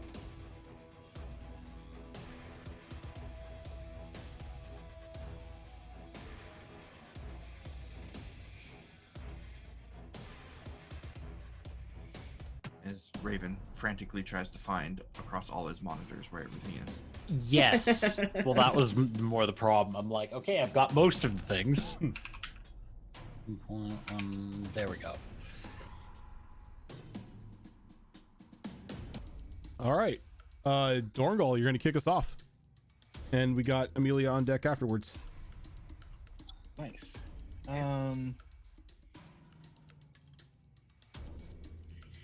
Ooh. Oh, good. No one's near it. Yes. So, I'm going to cast Erupting Earth in a 20-foot cube around it.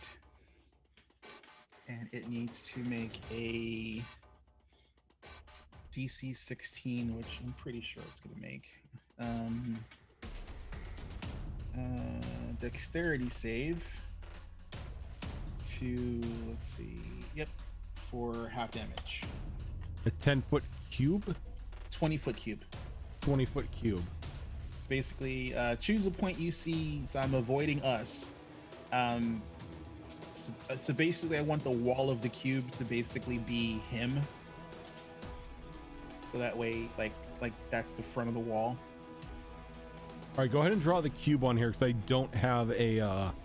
Okay. Funny enough, I don't have cubes on here. The cube. Let's see. You've got every other odd shape, just no cube. Just no cube. All right, that is.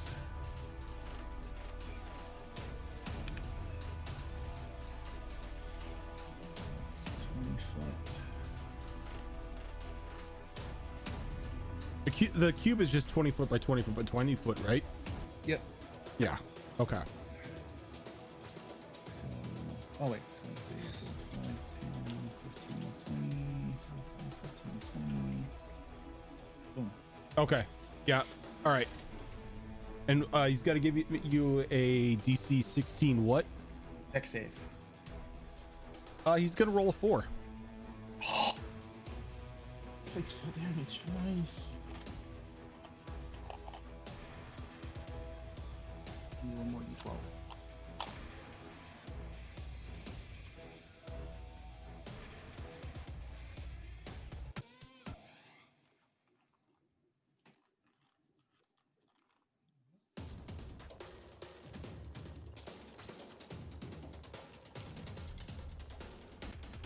Oh my god, that is the most garbage. Wow. Hate to see it. Oh my god, dude. A 1 and 2 2s for a whopping 5 points of damage. Yay. Is there any other effects from that? The area becomes difficult terrain. Wow, that is a. All right. How long does it last? Let's see. Over half its mission. Additionally, the ground becomes terrain. It becomes difficult terrain until cleared. Okay, so it's just naturally difficult terrain right now. Yeah. Gotcha. So just the earth just gets churned up. So yeah. Alrighty. Wow. Anything else? I'm gonna stay behind the tree right now until like it goes because it has that weird tongue attack thing. Alrighty. Amelia. So Amelia's going to move out to about here. I'm going to reach out, touch the creature, and cast Bestow Curse. Ooh. And I'm going to attempt to curse. So I'm going to need a wisdom saving throw. Oh, because they have. Actually, he has good wisdom. What is this frog? Animals tend to have good wisdom. That'd be animal instinct, probably. That's gonna be a 12 though. That fails. So he is cursed. And at the start of each of its turn, it'll need to make a wisdom saving throw. And if it fails, it spends its action doing nothing.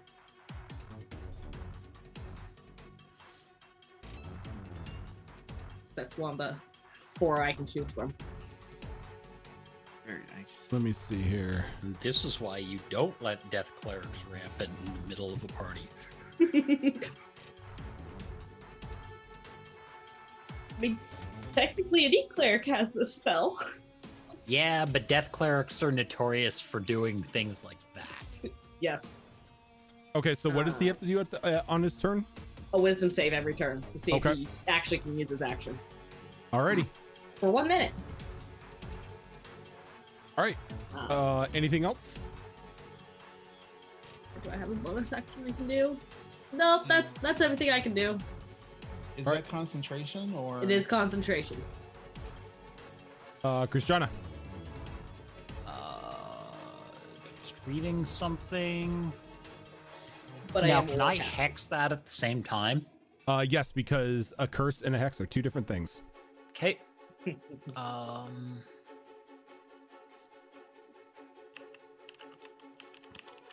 Okay, so I'm gonna move 10 feet to there, and then hold on. I was here.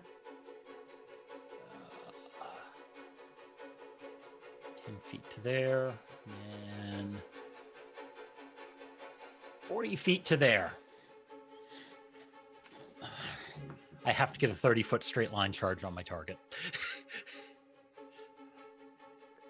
Okay. So in all that, coming up behind the tree, I was going to hex it. Okay.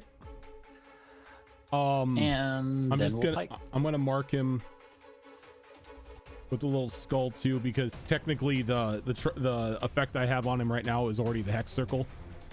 It's fine. And Holy. we are pike charging.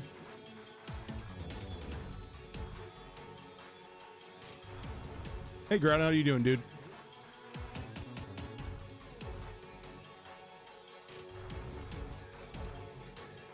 All right.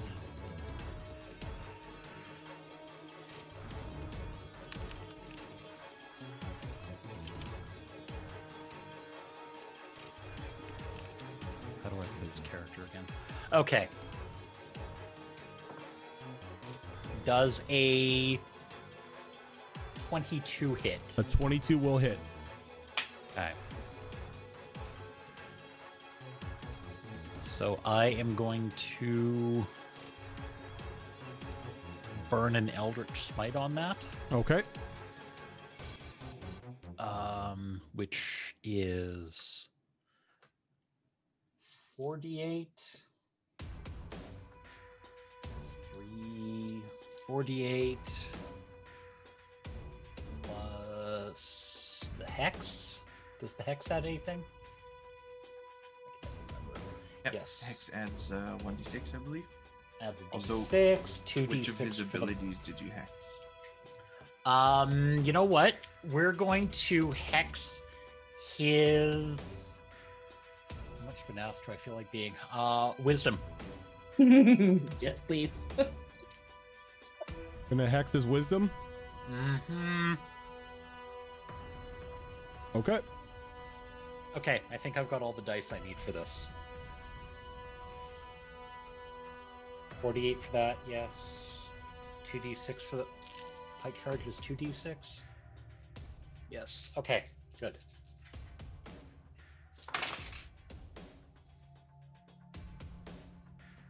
Do you want it all together, or do you need any of the damage split apart? Just give it to me all together. Okay. 10. 21. 31, 33, 34, 35, 36, 37.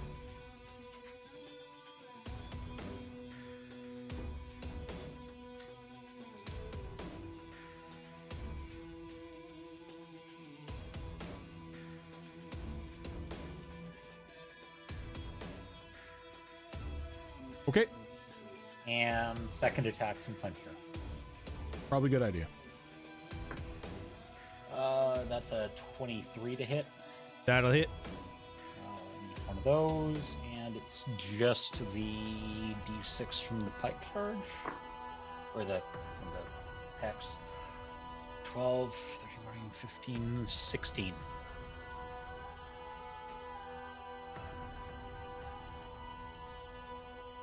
Okay. That number doesn't seem right.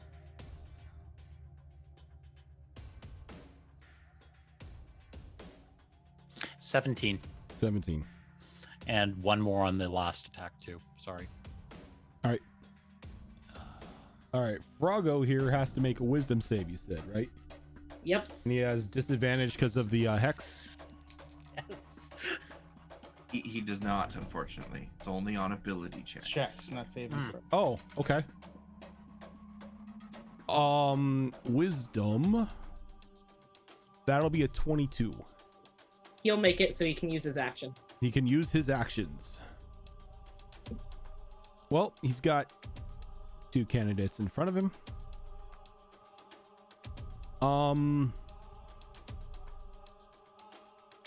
It's gonna make a tentacle swing at Christiana here. Does a 25 hit? 25 will hit, yes. Okay. So you are going to take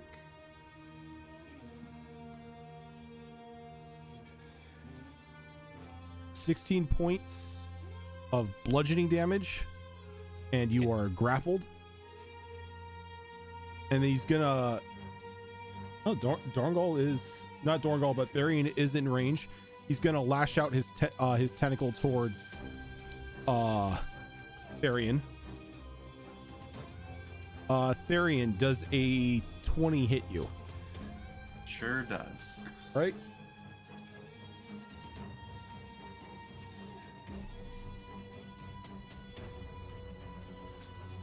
You're gonna take 15 points of bludgeoning damage. And you're gonna be pulled over adjacent to him because you're in his grasp. And he's gonna make a bite attack against Amelia. All right.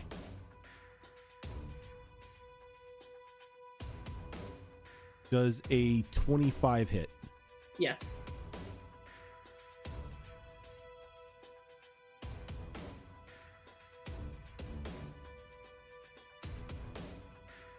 You are going to take 26 points of piercing damage. Damn. And you are swallowed. Okay.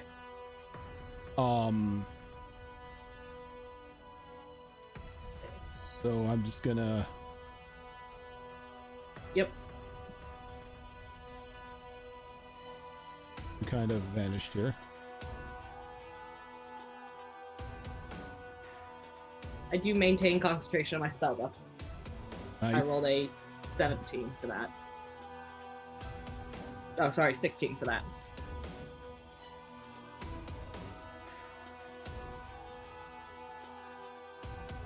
All right, so you are inside of him at the moment.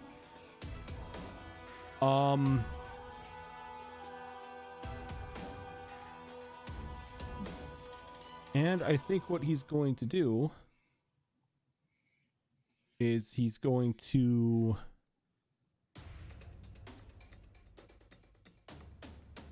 what is his movement speed? Okay.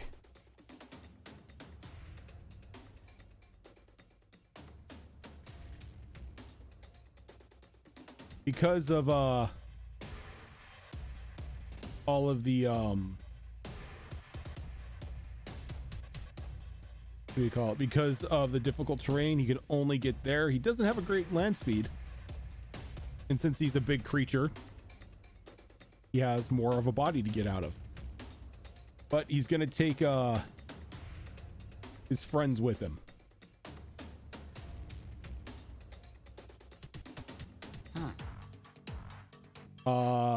Britgar. Remember, if he was moving that way, it was difficult terrain. For Yeah, him. that's why he only moved Okay.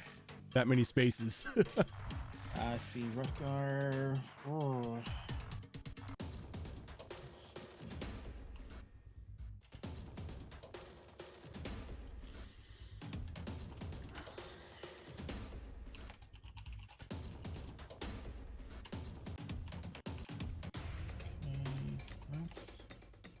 That's 40. So he's gonna move 40 feet right here. I hate how like I don't get the 40 feet movement because I'm a playable character. It's annoying. And he is going to bonus action go into a frenzy. So his hair gets all bristly and he's all like, foaming at the mouth and just snarling.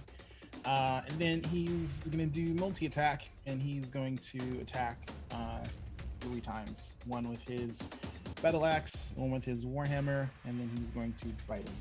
Okay.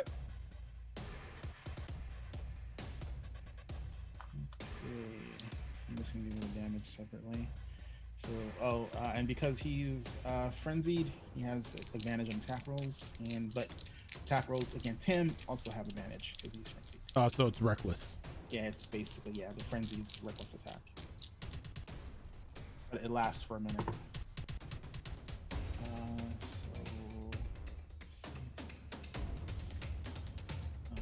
So 4, so 21. 21 will hit. Alright, so that's the battle axe. Let's see if the warhammer hits.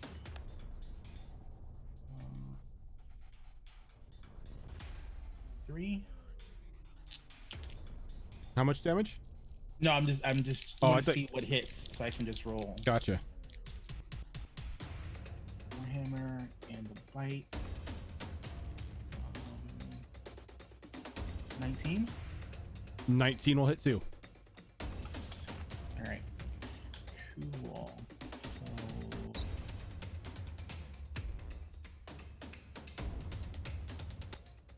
let's see.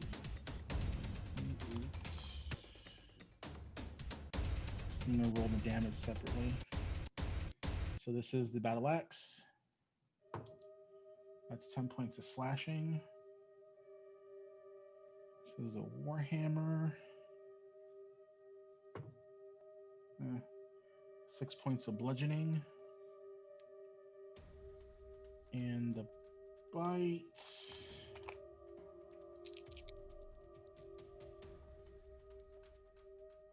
Is 8 points of piercing. Not real well for him, but that is Still good damage. Yes, that's all of his go. Alrighty. Therian, you are currently grappled in the Froghemoth's tentacle. Sure am. I'm gonna operate on the assumption that it doesn't have any more room in its mouth for me, so I'm just gonna attack it from where I am. Okay. Listen, the player knows better, the character doesn't. So Therian is going to make 2 swings with his axe, hopefully hitting this thing. Although maybe not. Does a 17 hit? A 17 will hit. Nice. Okay. That will be low damage. That will be 9 slashing damage. And I will smack it with my unwavering mark at the same time. Just so that has that on it. What is unwavering mark?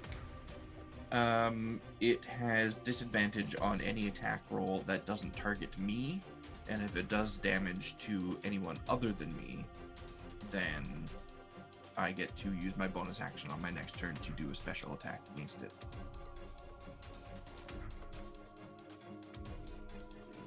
We'll do swing number 2, which is a dirty 20 to hit. That'll hit. And that's even worse. That will be 8 slashing damage. And I will use my bonus action to yell at Reaver. Get over here and bite this thing, would you? At which point, if I can find Reaver's character sheet. There it is. He will run over with his 50 feet of movement and try and bite it. With a wow, Reaver, how did you roll better than me when I have twice the modifier you do? 21 to hit. He's young now. He's got that That's pup true. energy. Yep. Yeah, that's what happened. Better damage too. My mount is showing me up in combat here. That's going to be 15 piercing damage. Nice. And assuming this thing is not immune to prone, it needs to make a DC 13 strength save. It is not immune. It is not immune to prone. So it will get a 26 on the strength roll with an at 20. Touche. That is the end of our turn. Okay. Thorngull. Can you give me a straight up charisma roll? Okay. This is not going to go well for me, by the way, just so you're aware.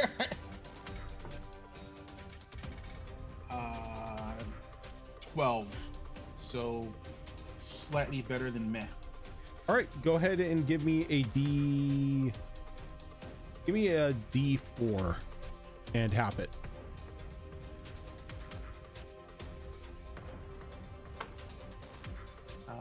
Okay. 2. I rolled a 4. All right, so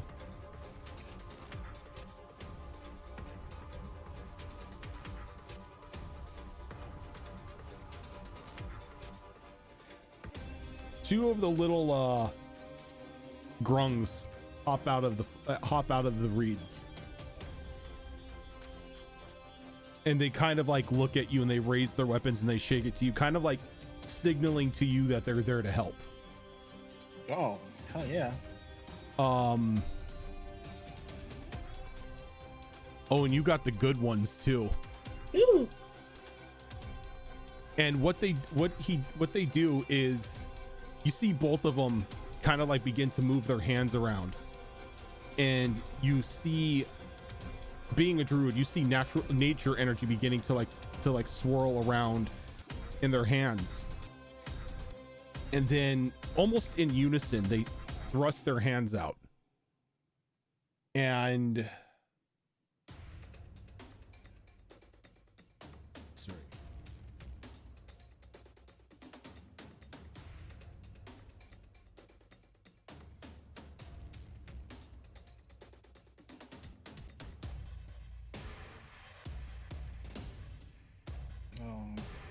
Thinking spike growth or plant growth. Or both. Or both. The most horrible combination you can do. It's like, We've done that with the gnolls. Yes, we have. And this entire section right here first like just erupts into a huge mass of spiked thorns.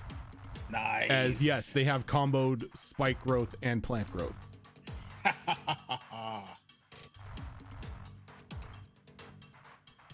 And after they're done casting, they just both wave to you. Like he gives them like a bear salute.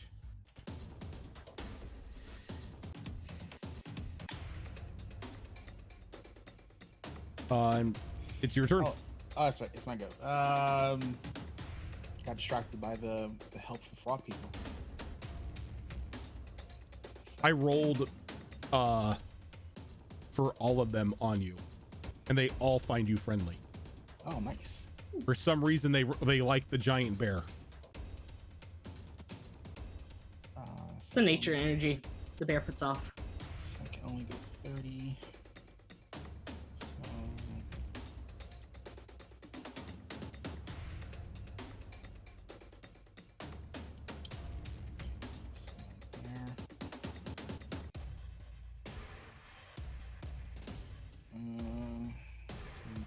slashing is pointless because I can't attack.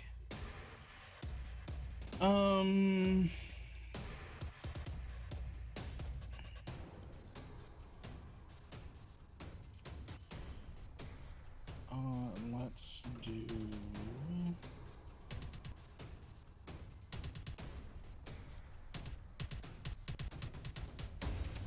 God, I need blink. All right, I am going to. Yeah, that's what I'll do. I'm from my axe. I'm going to cast conjure animals. Nice. That's my once per day casting. And I am going to. So can't constrict it.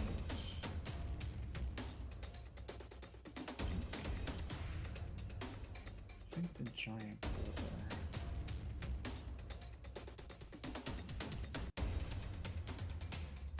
Charge.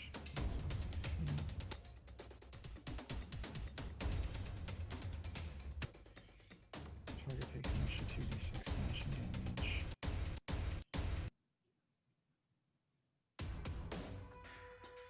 Yeah, let's do that.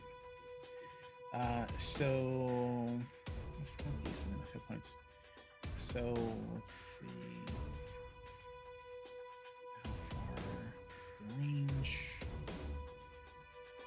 60 feet, perfect. So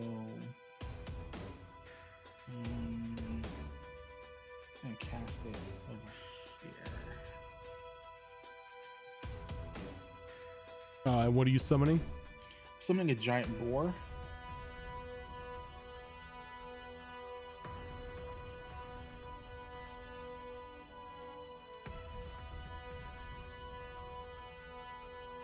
Ah, perfect. Oh, they're big. So There you go. You got control of the boar. And it acts as a, like any other animal companion. It goes on your turn and you have to issue it a command, or it just, will take the defensive action if not. Yep. So, okay, cool. So I summon it over here.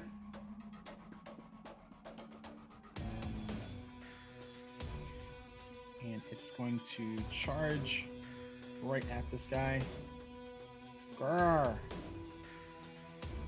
And because it charged, hopefully this hits. Let's plus 10. Come on, you can do it.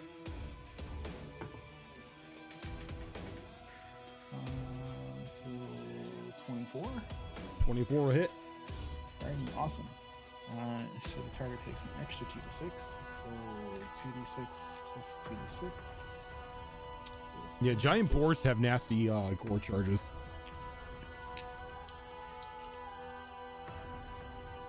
Oh,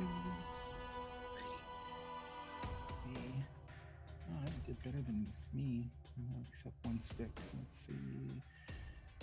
12, 13, so 15 points of slashing damage as it charges into the frog hemoth. Very nice. And that is its go. Okay. Amelia, you are not deaf, but blind and restrained inside the frog. Okay. I believe you can still make an attack as restrained. You just can't move. I think attacks are at disadvantage. Yes, because you are blind, so your attacks are at disadvantage.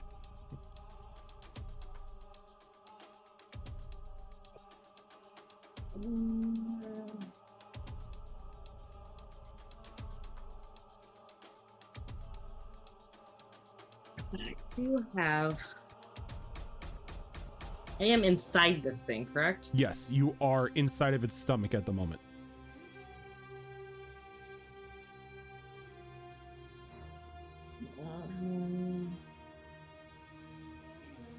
do a higher level.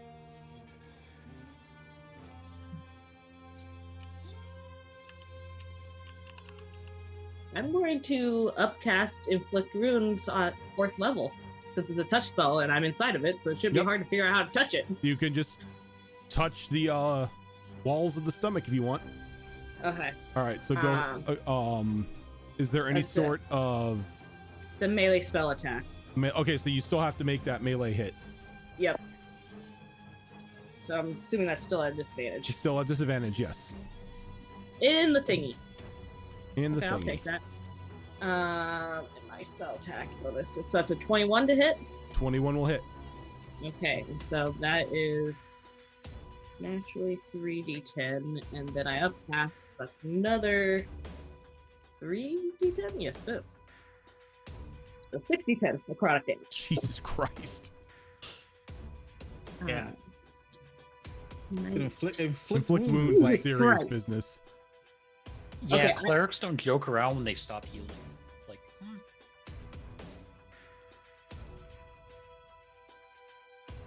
That's gonna be 51 points of necrotic damage. Oof. I rolled above a 7 on every die. that is nice So- damage. And if he has resistance to necrotic, I ignore that. No, he doesn't have resistance to necrotic. Perfect. In fact, you all stand there as you begin to see just this black mass begin to form on the froghemoth's stomach. And then an opening forms as its guts begin to spill out from the wound. And along with it, out comes Amelia as the tentacles fall limp to its sides, releasing Therian and Christiana from its grasp as it just collapses dead, no longer being able to like stabilize itself from the massive damage it just took from the inside.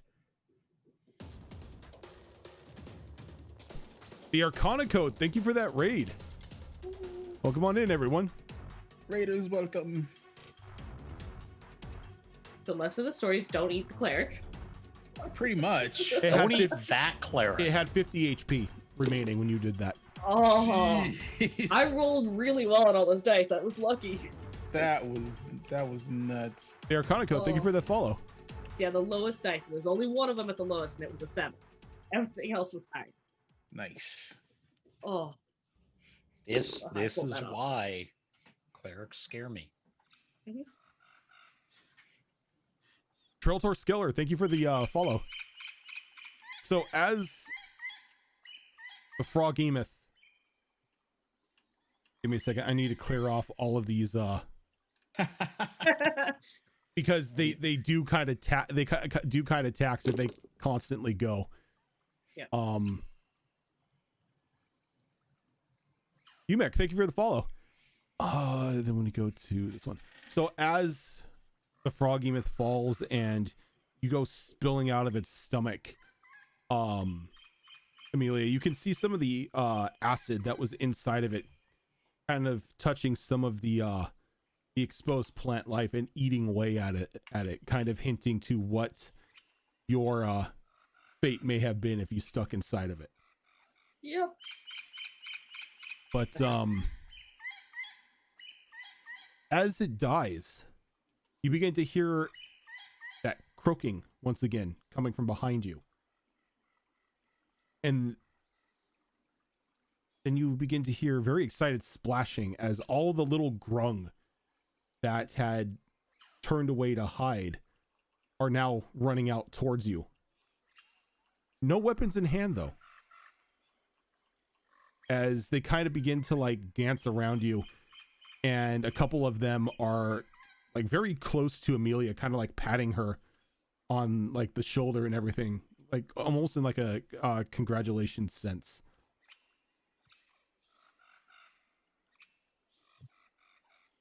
And the two that jumped out of the reeds kind of walk over to Dorngal, and they kind of like pat his leg. Dorngal is gonna respectfully, bow, and he's gonna say, "Thank you, my friends. It's a very good idea to keep the giant thing from escaping. Yes. Good job.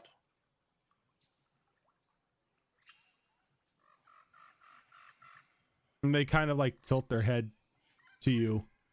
They know that you're talking to them. They just don't understand what you're saying. You saw a ritual. And then they begin to croak towards you. So I am. Let's see. I don't know if this will work or not.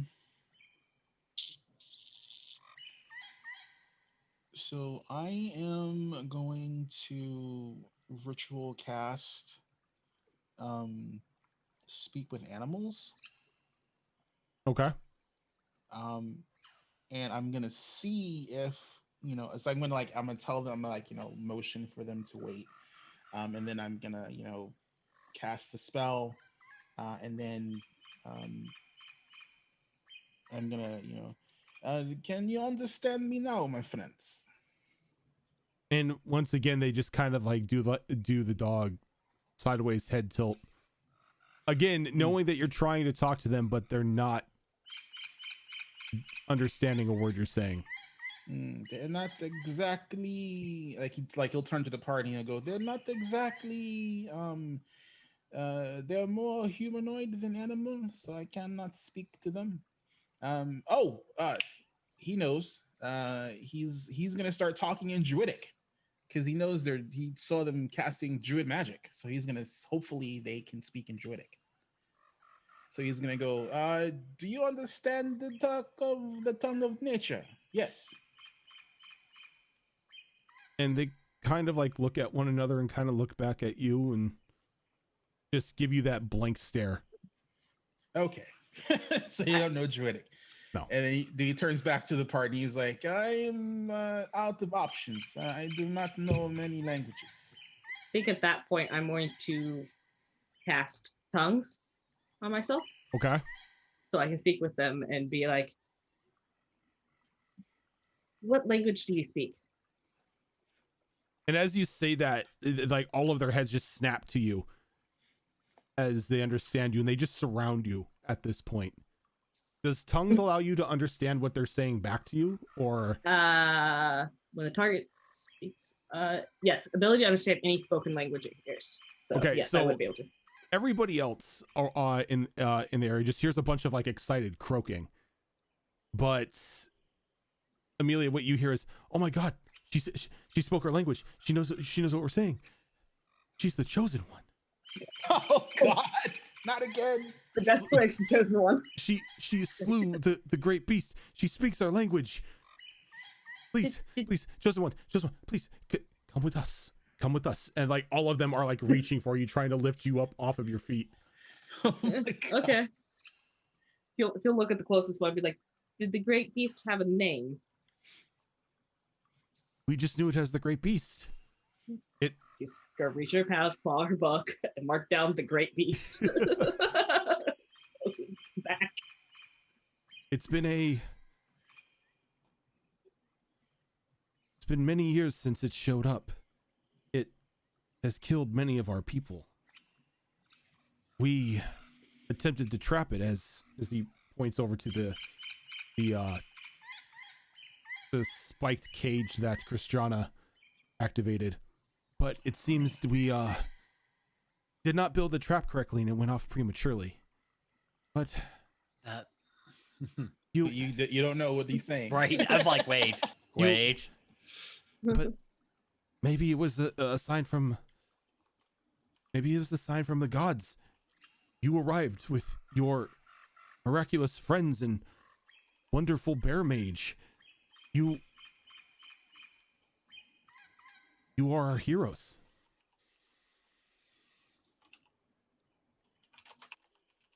And what is this chosen one you speak of?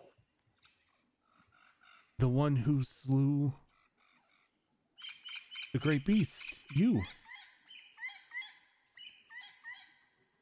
Your name will be a legend in our people. It will be sung in all of our rituals. What is your name? My name is Amelia Argoth. And as you say that, they all drop to their knees and bow to you. She's gonna look up at the party and just, apparently the one who slays the beasts is the chosen one. You And bless that trap us is for them. with your presence, great Amelia Argoth. No need. This Oh. was done thanks to Oh, the blessing of my god. our god has a god. Who is your god? Say Zoo. Don't say Zoo. Say Zoo. All right. All right. Is his name. Please, you must come back to our village and bestow your god's knowledge upon us, so we may know the path to walk. Very well. We will follow you back to your village. And they nod and they all hop up on their feet, and couple of them kind of like grab your hand and begin to like drag you off. Mark, look back in the group and just tell them that they're taking us back to their village. That is good, yes. Think so? So before we like make our way there, I'm gonna maintain concentration on the giant boar, but I'm going to cut off like a non-necrotic damaged piece of its body, and I'm gonna feed it to the giant boar and pet it. It's like thank you for doing its job. Okay. And the boar just tears into the chunk of frog meat that you give it. And before we depart the area as well, I would like to, if possible, remove one of this thing's tentacles and also remove its tongue and add it to our Go ahead and supplies. definitely go ahead and give me a survival roll for that. What is my survival? I think he's actually proficient. Okay, no, that's 9. That is a 9. A 9. All right. So try as you might, the hide is surprisingly tough as you're trying to cut into it, and you just absolutely just butcher this thing trying to get the tentacle and the tongue out of its mouth. Well, perhaps we weren't meant to take pieces of it with us anyway. Who wants to haul around a giant slimy frog? My friend, we are about to make our way deeper into the jungle. I mean, we would not be able to get this thing back for any bounty in any time before it becomes too bad to take. I suppose that's fair. I was going to have Reaver carry it anyway, and I'm sure he would object. He looks over at you. Old man, I am not a pack mule. Yes, but look at you. You're a young and strapping figure. Still not a pack mule. You'll see the light one of these days, Reaver. Oh man, Reaver's gonna eat you in your sleep, dude. He's just like, I'm young. I don't have to deal with this old dumbass dwarf anymore. Right? He's just like, it's just gonna chomp him in the neck and bounce. Until today, I was the equivalent of your age. Now I'm back in my prime. If I haven't seen the light yet, I'm never going to see it. Well, think about it this way, Reaver. Now that your life has been extended, you have that much more time to see the light. And that much more time with me, my good friend. I think that's an argument that's helping your cause. Oh, the tales we will tell. The funny thing is if he ever starts telling the tale about how his ward became young again, no one's gonna believe him. And knowing Reaver and how much of a troll he is, Reaver would deny it. Like the one true story, Reaver's like, that never happened. Reaver's like, what are you talking about? You're crazy, old man. No, really, I have wishes. Yeah, you extended my life aboard a spaceship, sure. Oh, yeah, sure. As we hovered above the planet. Uh-huh. Yeah, Yeah. in a magical space whale. Oh. That outflew an undead dragon. Right.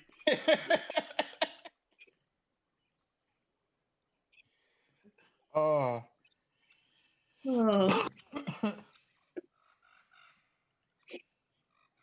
Oh. So is anybody doing anything else before they begin to follow the Grungs back to their village? Nope. As long as Nope. they don't intend to eat us, we're fine. Yeah, I'm gonna happily follow them back, and if it takes more than an hour, the board goes away. Okay. And I'll have to recast tongues. Okay. It's gonna take some time. Mainly because it's very hard to keep up with a bunch of frogs that seem to just walk in random directions. So if it's going to seem like it's going to take some time, I'm probably lean down to the closest one before the spell wears off and let them know that I'll have to recast the spell before I can understand them again. So let me know when we get close to the village. Okay. Yes, of course. Though I believe our elder speaks your people's tongue. That will be nice. You can converse with them and tell them about your god. They like stories like that.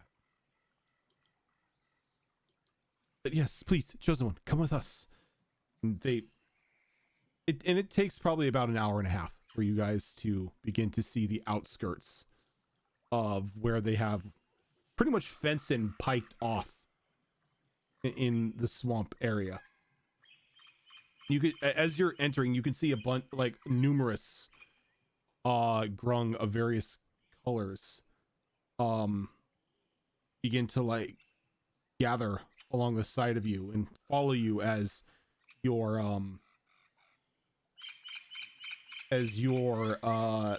entourage leads you through the opening of the city, or not the city, but their town.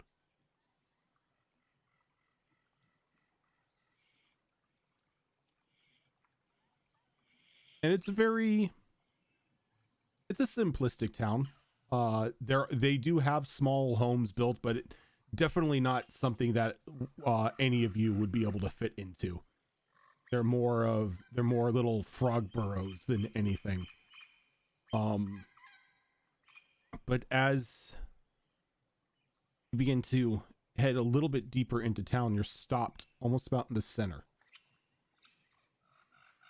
And the one grung that, as you put it, Gilly, looked like he ate chocolate cake, turns and he looks and he points out a little bit farther downtown. Head down this road, chosen one. At the edge of our village, you will see a bell. Ring it 3 times, only 3 times, to let our elder know that you are here to speak with them.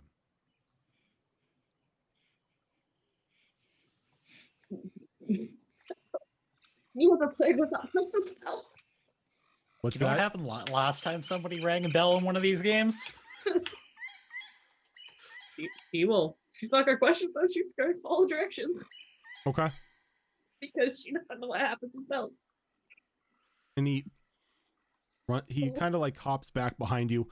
All of them seem to be hesitant to cross over like a halfway line in this town. It's like the first half of the town you've walked through, you saw homes and grung all about, but after that halfway point, it's empty. So she will probably stop noticing that and ask the closest one to her why they don't go over there. We have had no need to build yet, and we have not gotten permission from the elder.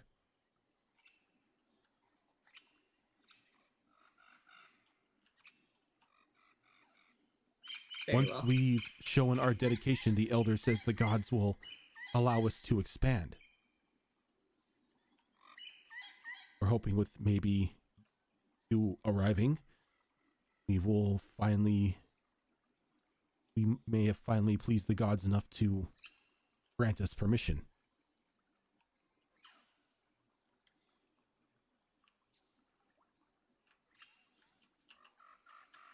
All right. I'm gonna go ring the bell. Okay. This sounds like a good idea. So as you cross that halfway mark, a chill just kind of like runs down your spine as like the temperature just drops drastically. It's like you were in this like nice, warm, temperate swamp. And it's now like you're walking across just a flat desert at night.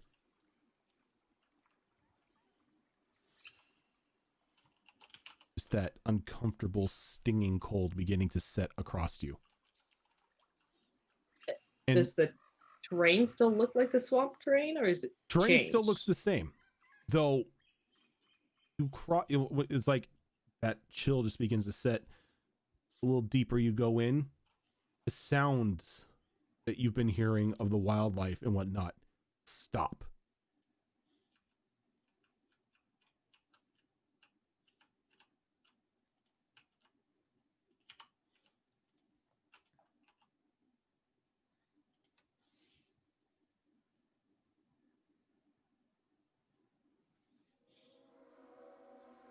I'm going to probably stop and look around and see if there's anything that seems out of place. Being a death cleric, can you give me a wisdom roll? Straight wisdom? Straight wisdom. 24. Not usually good knowledge when the DM's like, "Oh, the death cleric." The probably death knows cleric. this. The farther Idea. you walk in to this area, you begin to hear the tormented voices of adrift souls begin to gather around you.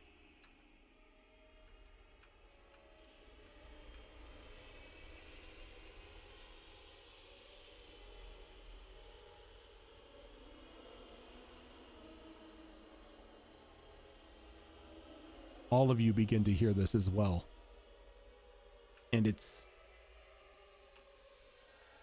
unnerving to a point. There are times when the voices just pass right by your ears and like they begin to move around you. There are times where you could swear something is right on your back. But as you turn, all you see is, a little further along, just that collection of grung standing there at the halfway line, watching in anticipation as to what you're going to do.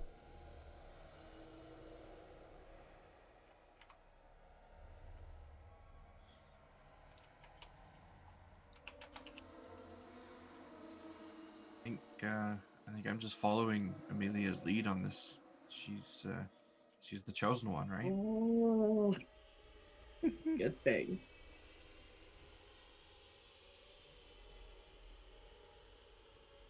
So Amelia, what are you doing?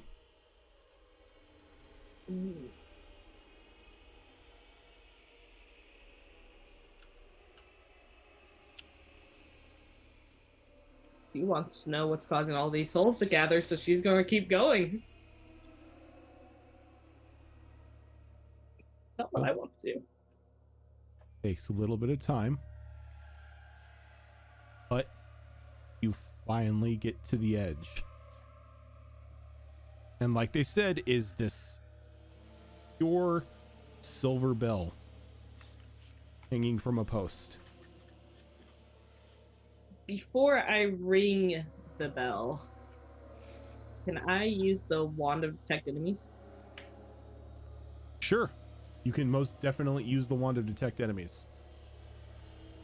Can you bring that up on our little information box? Yeah, let me find it. I don't think I put it on my sheet yet.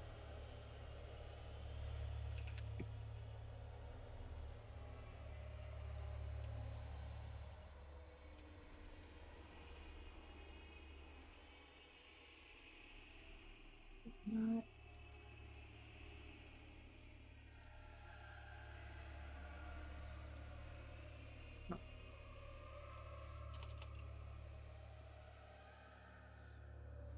Come on.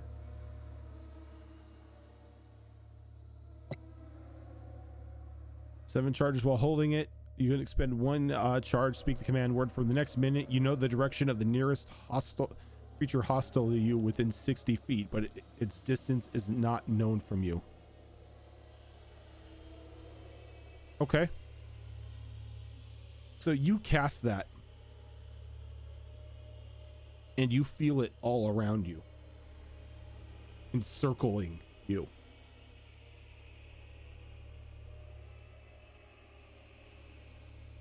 So I'll probably look at the group and tell them that I don't believe that what's going to come when I ring that bell is going to be friendly. We can turn back, or we can see what's causing all these souls to gather.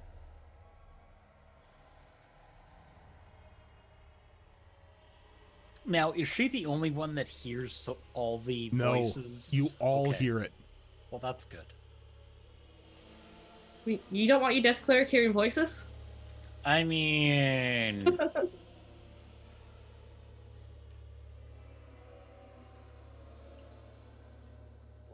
You're muted, Aswin.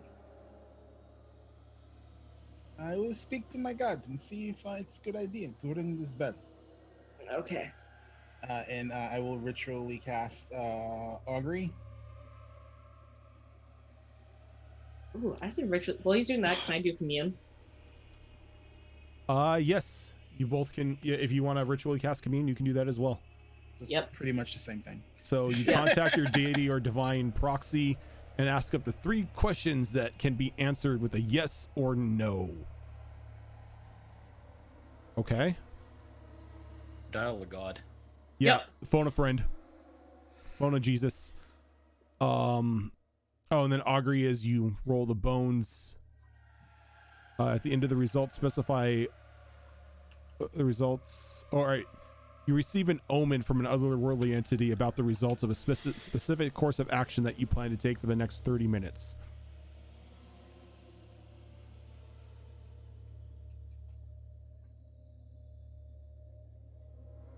Okay. So yes, you can both do this. Right, so Dungro's first question is, are the little frog do the little frog people mean his party harm? Let's see. So you roll the bones for this, and you get the omen of wheel or whale or however you pronounce that. Good results.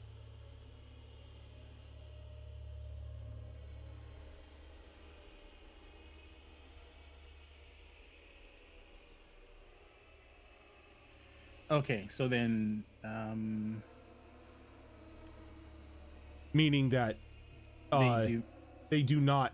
You take it as they don't really mean you harm. Okay. So yeah, because the context of the thing, I wasn't sure if like, all right, so they don't mean us harm. So then, he's gonna ask if he's gonna ask if it's safe to ring the bell. You get nothing. Ooh, that's not good.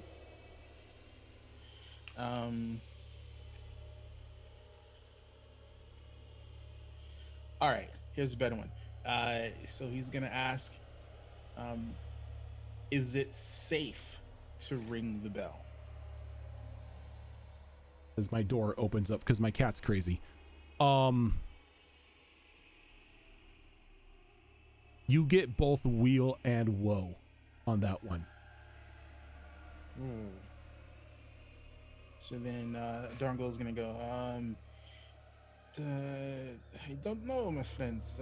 The little frog people, they don't seem to mean us harm.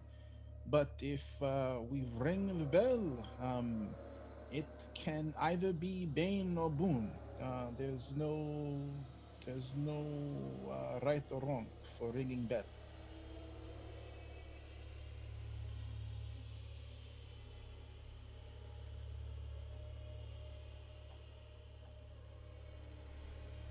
All right, and with the commune, Amelia, you get 3 questions. Our first question would be the entity that the spell summons.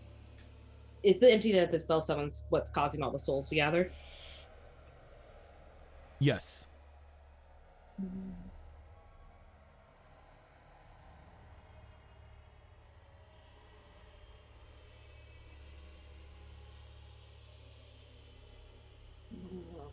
Um,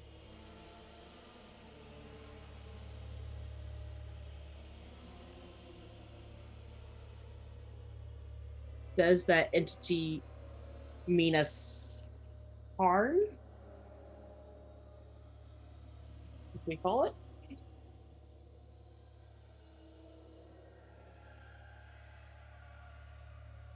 You get an unclear response.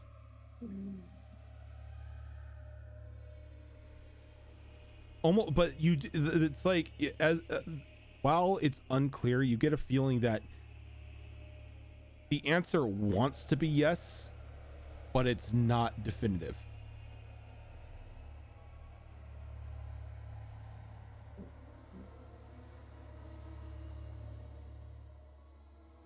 The last question would be, do you want us to confront this creature or entity?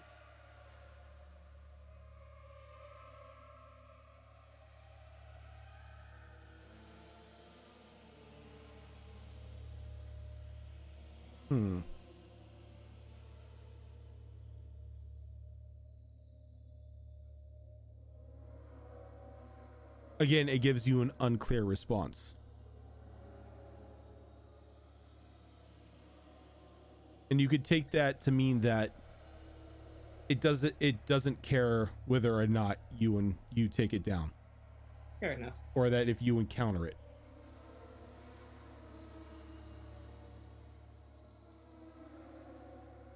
So when the ends, I'll look at the party and tell them that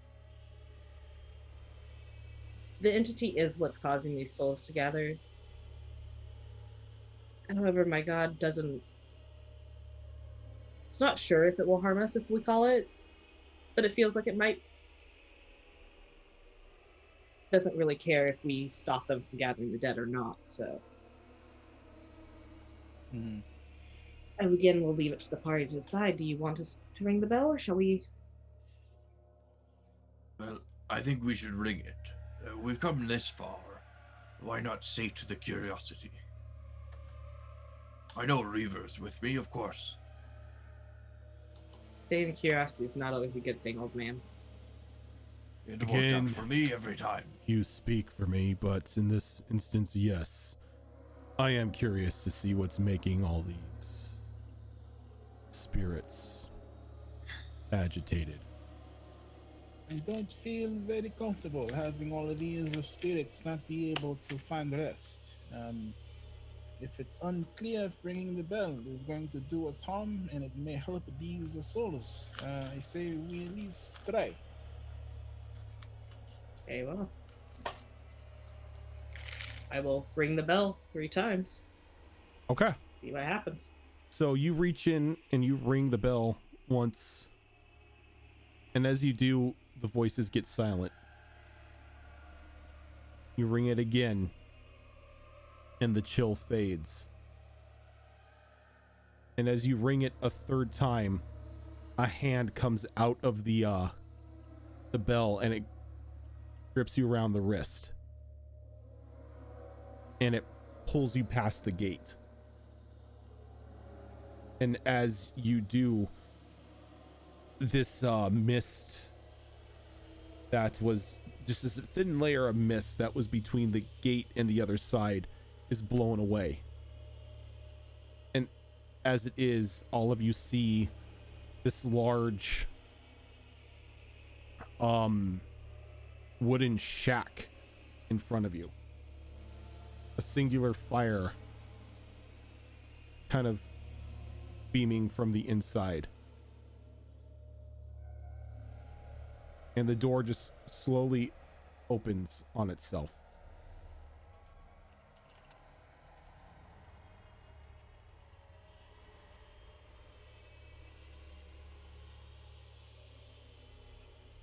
looks like we're being invited in. Do we see Amelia? Yeah. Because Amelia was just pulled across the fence line. As she did, her contact with it blew the veil away from the fence, and then you can see the cabin, or the shack, I should say. My friends, I think we should not go in there. And as you say that, you hear like kind of like the clacking of wood on wood as this large creature walks out of it. When I say large, it's maybe about 5 feet tall, twice the size of the other grungs, a little bit heavier, but still grung in nature.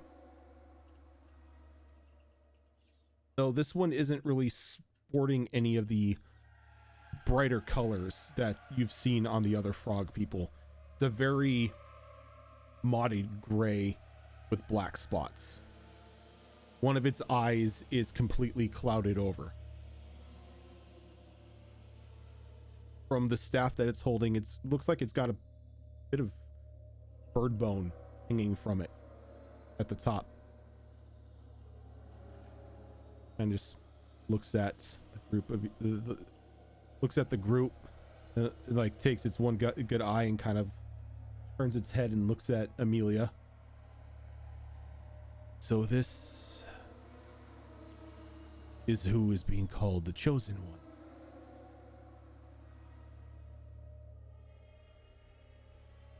My little ones tell me you killed the great beast. Amelia's gonna look back at this thing. No real expression on her face. She goes, I did. And it kind of gives like a little smile. Then you have my thanks. That monstrosity was harming my little ones, and it was making me sad to have to bury so many of them every day. Please, come in. We have so much to discuss. She's gonna turn around and walk back up the steps and into her shack.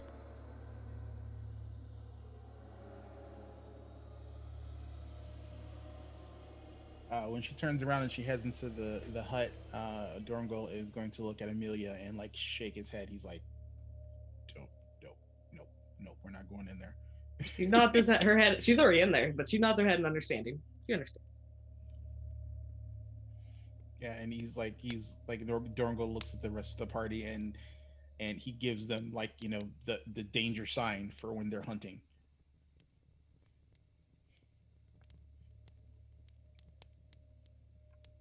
We're not heading into this hut. It's like, So, Amelia, as you head in, and you look around, and she headed in. Oh, yeah. crap. I thought I was already in. Oh no, she invited you in because you were still on the outside. She kind of met you at like her step. Amelia will walk in. Yeah. Okay, and when you walk in, you can see it's a very simple yet humble setup that she's got inside. You see various plants and flowers and whatnot drying on a table off to the left, and she's got a small alchemy kit, kind of giving you the feeling that she's not only the elder of this village, but she's also their healer. She kind of just walks over and she sits in a small rocking chair. Please sit. What? Can you bring your friends in here as well? There is much we need to discuss. I'm not sure they are as comfortable. Oh, it's because of the voices, isn't it? Usually voices of spirits scare off a lot of people. They're not actual spirits. It's an illusion that I cast to keep the unwelcome away from my doorstep. There are no undead out there. There are no enslaved spirits or anything of that nature. It's just a simple illusion.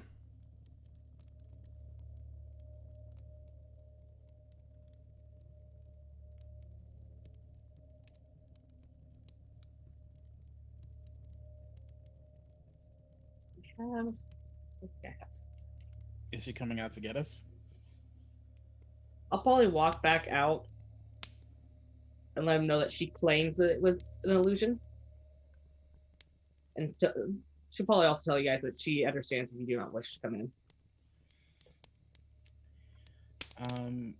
Could I make an Arcana check to see if when the other stuff stopped, like the noises and the whatnot, if that was illusory magic? Since you're already past the sense of when it was happening, no. Alrighty.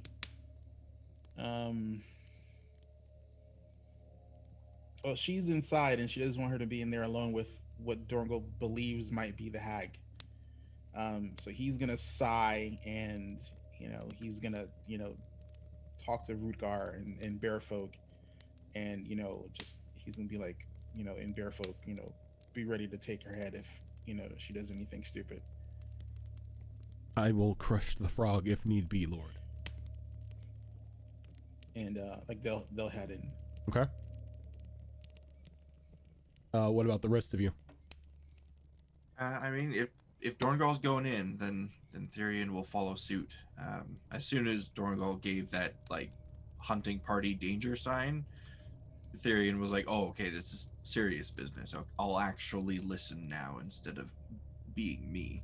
But If better Dorngal's question, how going big is the in, so- doorway? Human size. Okay, I will wait outside.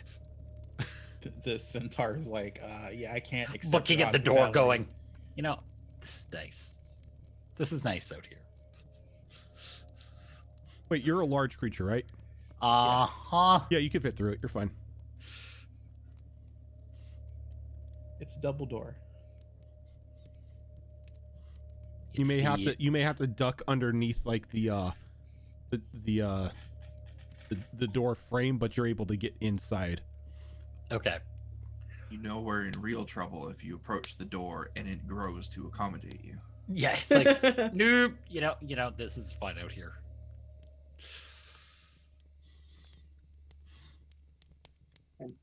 Is there a place to sit? Mm-hmm. There are like various forms of chairs around like the central hearth of the hut, or the shack, I should say.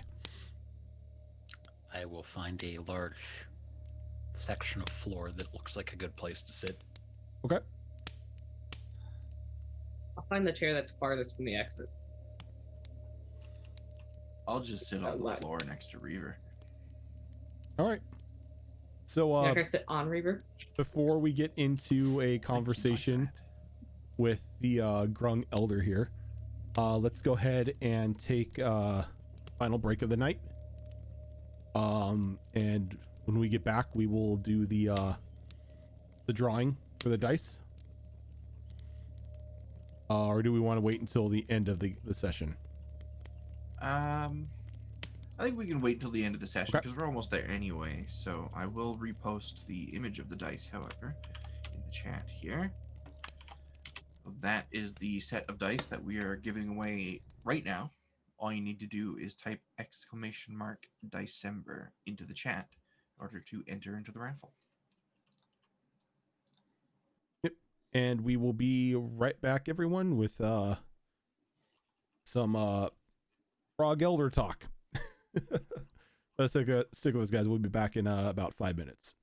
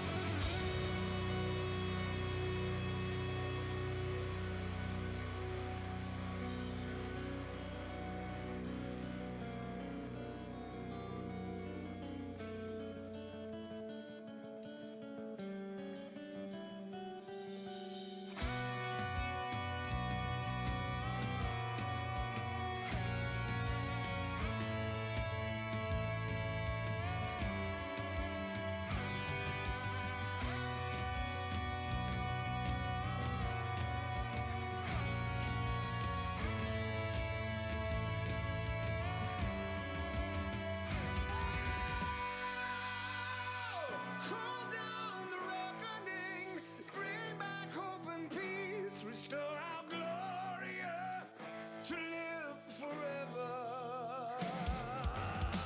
Call down the reckoning to bring back hope and peace. Restore our glory to live forever.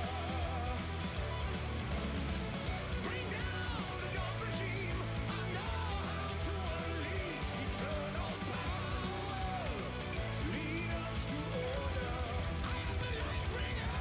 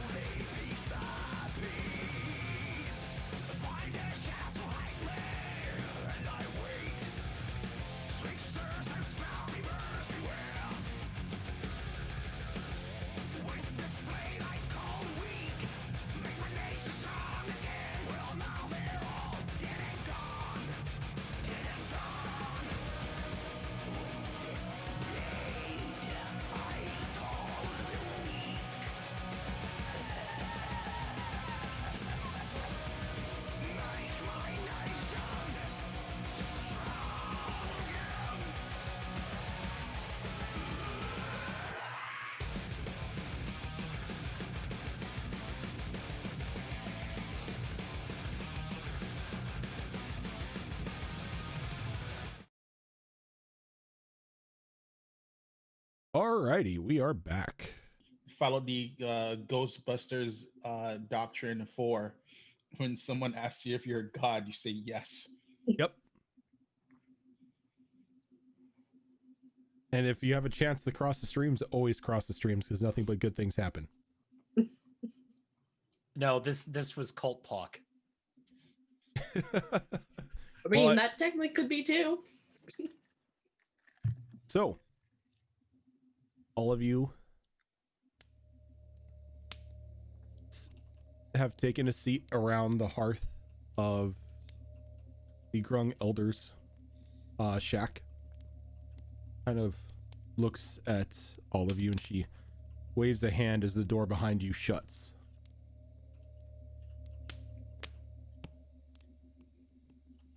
I thank you for what you've done for my little ones today. That beast has been nothing but trouble for them since that witch brought it into our lands. Tell me, how long have you been here in these swamps? About Few 9 hours. Good, good. So there's definitely no chance of her corruption. Did you say witch? You do not know of the witch? No. No, I'm afraid not. Yes, she pollutes the sanctity of this place, this swamp. It was so vibrant before her corruption, but much like everything and everyone she touches, it's withered away. But she's gained a considerable amount of power and a bit of a following for some of the forest folk. Some of the larger folk, I should say. The ogres, for one.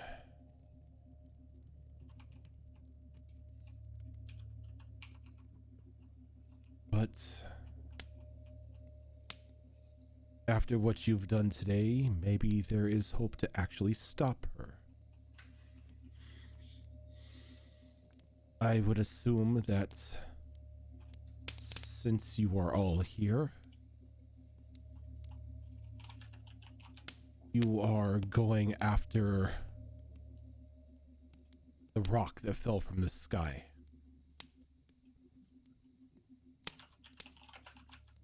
Dorangle's gonna nod.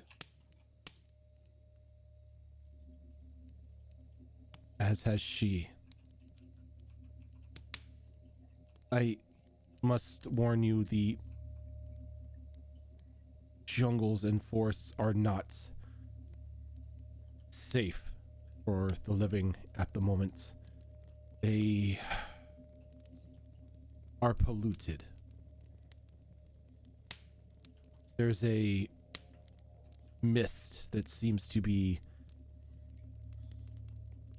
emanating inside of it, turning the once living into undead abominations. Skeletons practically walking out of the skin. Well, The people who are skin- not dead. Yes, as just the skeleton just rips itself out of the flesh. The flesh then assuming its own undead form while the skeleton is free to wander about. Have I ever heard of anything like this before? Give me a Arcana roll. 18? 18. It sounds like some sort of like poisonous miasma. Like Okay. something that a greater undead would be able to either concoct or release. A very potent poison to anything alive.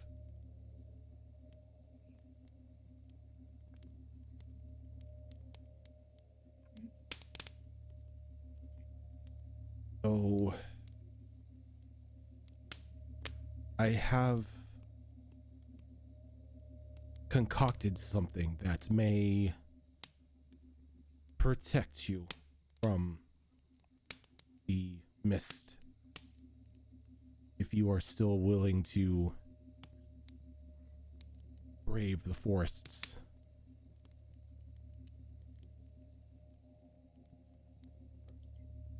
It's one thing to raise those that are already dead, but I don't think you should be raising something that's not dead yet. Yes, and I don't know about the rest of you, but I quite like my skeleton where it is.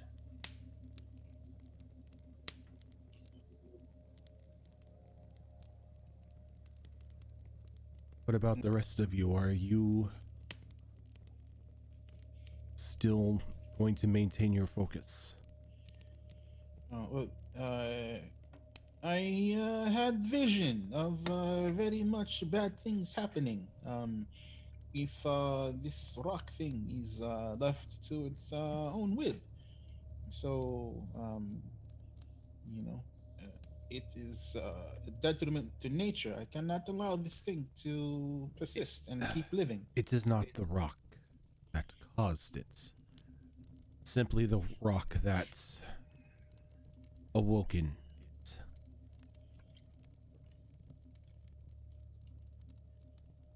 There is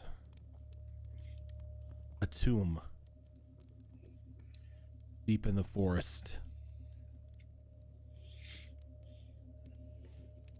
sealed until recently, keeping a great evil suspended from the world.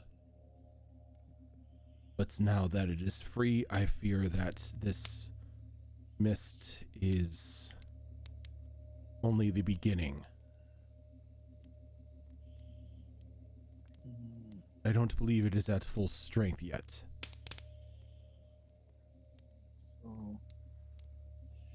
So it is not the black sludge thing on the rock that is the danger. The danger is that the rock crashed into the tomb, and the evil in the tomb is now working with the black sludge. The evil in the tomb is, I hope, still dormant. But one of the orbs, the sealed one kept in there, may have been activated upon the rock's impact.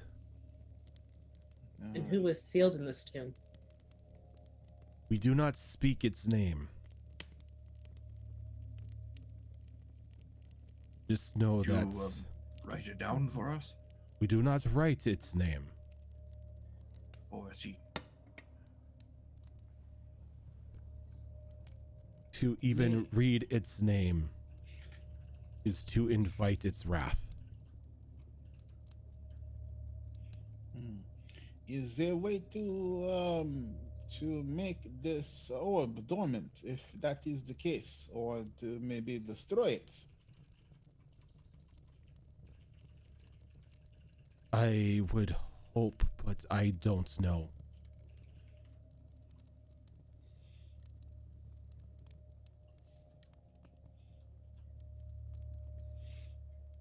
So, the witch seeks the tomb as well.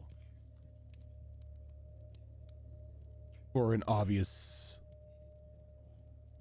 sinister purpose. She wants what's inside for herself.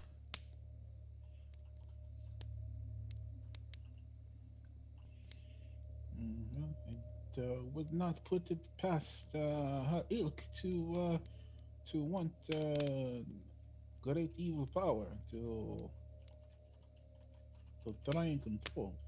My concern is if this thing is as dangerous as you say, is there anything we can do, or do we need to go back and get reinforcements? It is too late to run back to your human villages. You will have to do.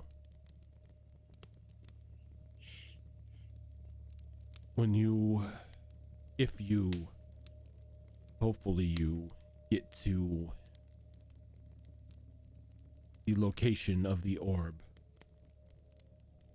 you're able to destroy it or stop it. Hopefully you can seal the evil inside again. And if you come across the witch, slay her. Bring me her heart, so that I can ensure that she never again pollutes our land. So just destroying the body is no good. I need her hearts. Can I get an insight check on that? Yeah. Just Can I make one as well? It's like I need her heart. I'm just like, can't we just like bury it like 5 miles down into the ground? It's like, 25. yeah, it's a 13. 18 on that insight check. You get the feeling that she's honest in what she says. She definitely needs the heart for what you assume may be some sort of ritual to remove the corruption that the witch has already put on the swamp itself. So the heart is spell component to dispel the magic. You said that it is a single orb that is possibly doing this, and that there are others that may be dormant. Well, if one can do this, should we not just destroy them all? If you can find them, yes.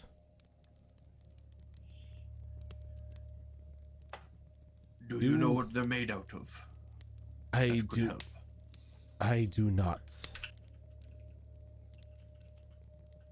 I only know the tale of who was sealed down there, and some of the items that are rumored to be down there.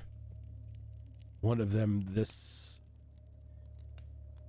orb of a horrible necrotic transmutation magic.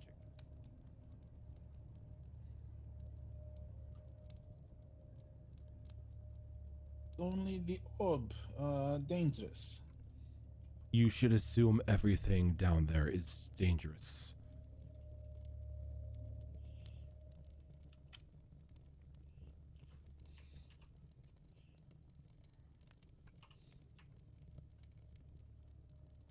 I don't suppose any of you have anything that you've been hiding away that is capable of breaking such an object.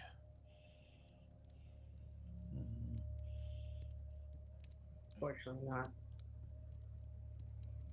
I hunt the monsters. I don't normally hunt the ancient evil. I mean, the only thing I can think of is we hit it until it stops moving, and then we hopefully can turn off this orb and reseal the tomb. It is all quite unfortunate. I wish I had Orkeeper at my side. The great hammer of my ancestors is And capable as you of say smashing that, any. Oh, there's a loud thud as the wood next to where you're sitting splinters, as your grandfather's hammer is now sitting next to you. There you go. yes, that is exactly what I was talking about. Second wish down. That was the best accidental. And as you look up, you can see there is now just a very large hole in the roof of the hut. We're sorry about that. I apologize. It was not intended. Did you just use a wish spell? Oh, yes, it's not a problem. Well, I mean, I suppose the hole is a problem, but You don't have an ounce of magic in you, though. as far as I know, yes. I see. And she just takes her staff and she points it up at the roof, and the branches kind of begin to like intertwine and grow again, and they seal up. My friend, like I said before, you need to be very careful with that thing. You can't- Yeah, old man, the next time you want to use the words "I wish," let the rest of us get a wide berth so none of us are crushed under whatever follows that. I suppose that is fair, believe it or not, sometimes my mouth moves a little bit faster than my mind. You don't say.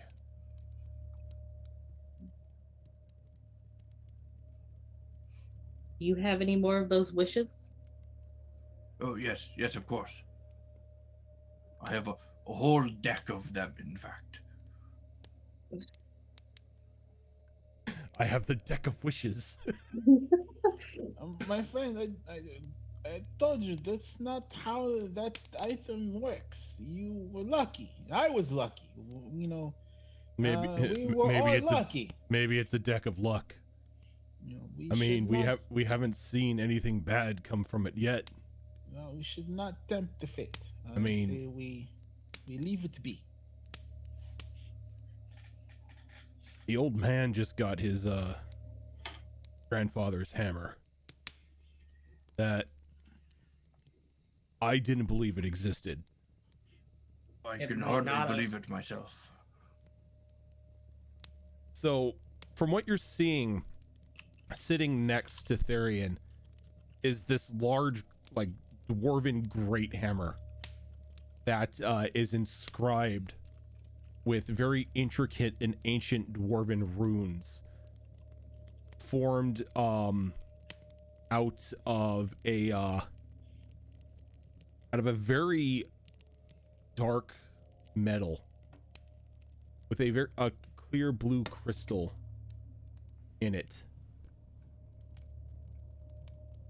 The hammer itself, just as it's sitting next to Therian, seems ridiculously heavy, as even the wood underneath it is straining to hold this thing.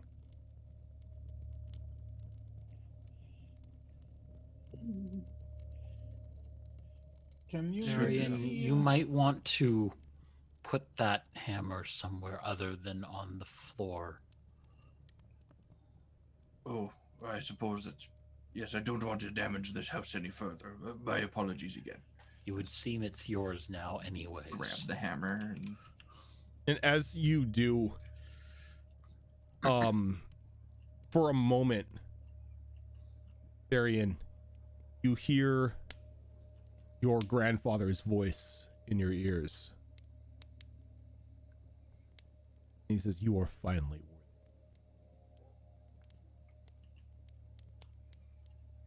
it." Well, I believe that solves one of our problems. And The which next problem is- is that? Oh, well, smashing the orb, of course. The next problem is finding it. And I suppose getting to it is another problem. And perhaps the witch would be another. I have some magics that can help us find it. Well, we're halfway there already then. Task is easier than we thought. You said that you had stories about who was buried there. Is there anything you can tell us?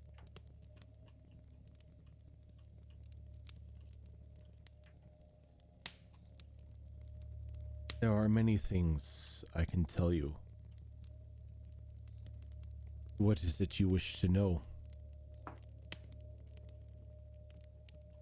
Anything that might help us locate the orb? The orb is down in those depths. The precise location is unknown to me. But a little adventuring should reveal. Do you know what this orb is supposed to look like? I've only heard rumors that it is so black that it absorbs, consumes the light around it.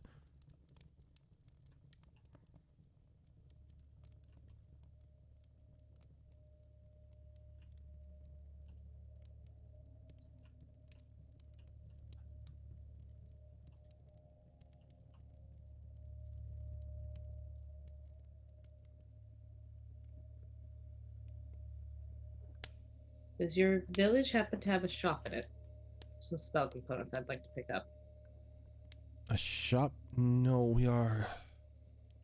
my little ones are not well versed in commerce or trading with the outsiders. They normally give them distance or attack on sites. So if you need components, he kind of motions over to like the herbs and everything that she has drying on her bench. You can help yourself to my garden.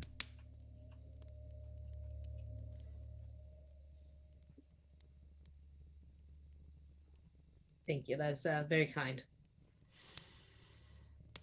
I'll get up and I'll start perusing what she has over there. If I can help the chosen one fulfill her destiny, then anything I can sacrifice, part with, bestow, will be my honor. I'll casually look through everything. She's not gonna have what I'm looking for in a garden spell. What are you looking for? I need incense and what's the other thing? Ivory strips. Ivory strips? Yep. Surprisingly, you find both. Oh, I do. Mm-hmm.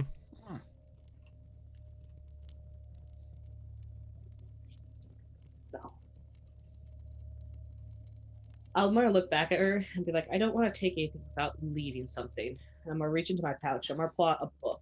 And this book is old, faded looking. It looks like something got forgotten in the back of the library. That take... one moth-eaten book. Yeah. And I'm gonna take it over to her. This book, will your children, I think you called them, won't be able to read it. You may be able to. I found this book when I was young. It led me to my God.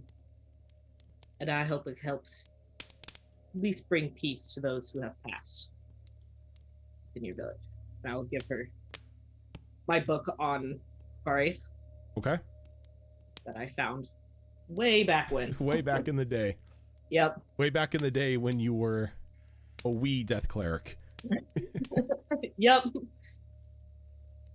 And she nods her head in thanks. You do all look tired. If you wish, stay with us tonight. We can ensure your protection and cook you a meal.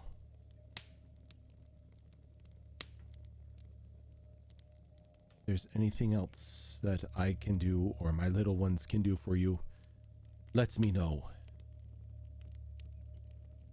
And if we have the ability to, we will do it.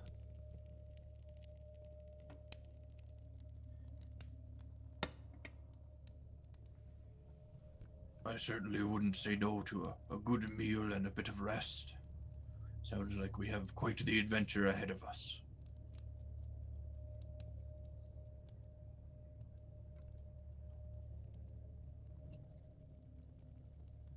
Drongal will agree to resting in the village. You're muted. I mean, it surely must be safer here than resting out in the wilds. Oh yes, nothing here will eat you. Well, that's good to know. This thing you said you can do to keep our skeletons from leaving our bodies prematurely. Yes, thank you for reminding me. I forgot. Yes, yeah, please, can you all sit? You're much bigger than I am.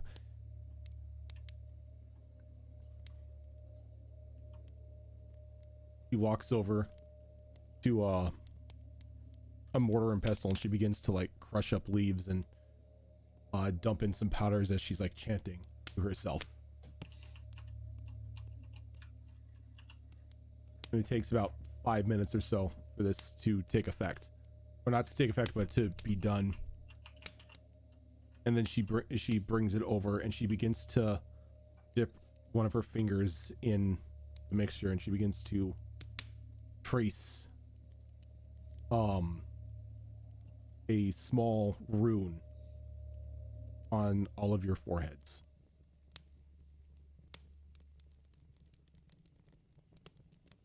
And as it begins to settle, you feel like the area itself kind of harden a little bit.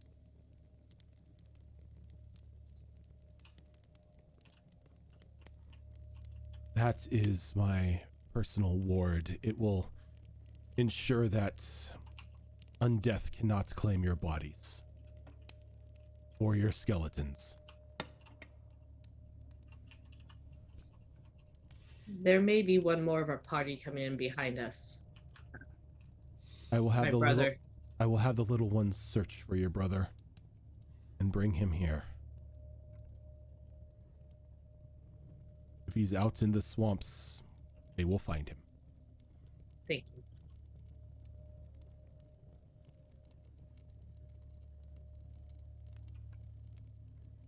Is there anything else I can do for you?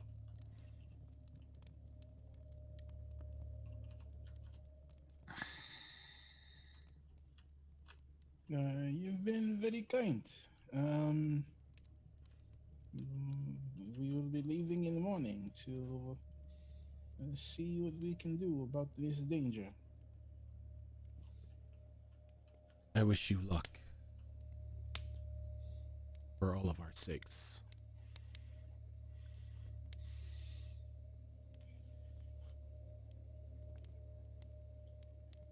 One moment. She walks over to to one of her desks and she reaches in a pouch and she pulls out an iron coin. She walks over and she hands it to Amelia. If you need to contact me, simply hold this between your thumb and forefinger. Say my name, and we will be connected. I don't think I got your name.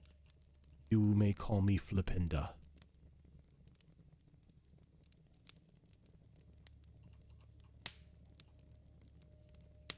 It's been a pleasure meeting you. Okay.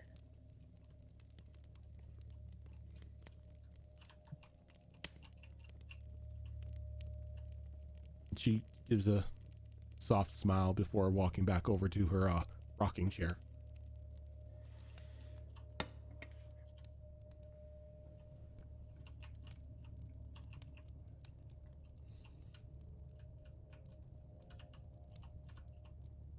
Therian at this point is going to get up and make for the door.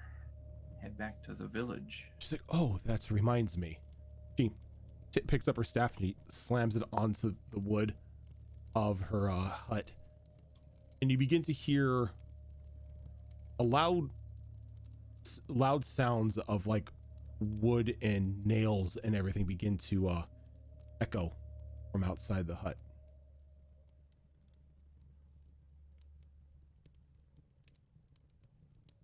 What's happening? Well, my little ones have fulfilled one of the god's prophecies, so they deserve to be rewarded. I've extended the town. Does that mean there's rooms available?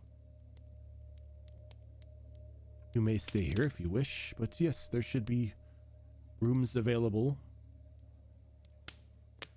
in town, though I don't think many of you will fit in there. Well, anything is better than sleeping on the floor of the swamp, I suppose. You can stay in here. As she looks back behind her, you can now see this soft beaded curtain that for a moment, until now, you could have sworn wasn't there. Well, that's a neat trick. Perhaps I should start training to become a wizard. You can do a lot of fancy stuff with that magic. I think the problem, Therian, is you would have to remember all of it. Remember what? Exactly. As Reaver doesn't even wait for Therian, he just walks back. He's like, well, that this is you're right, old man, this is a neat trick. I will join him. And as you walk into this, it looks like like the back half of a great hall with various furs and blankets and pillows strewn about the ground. A large central fire in the center of the room with its own cooking spit.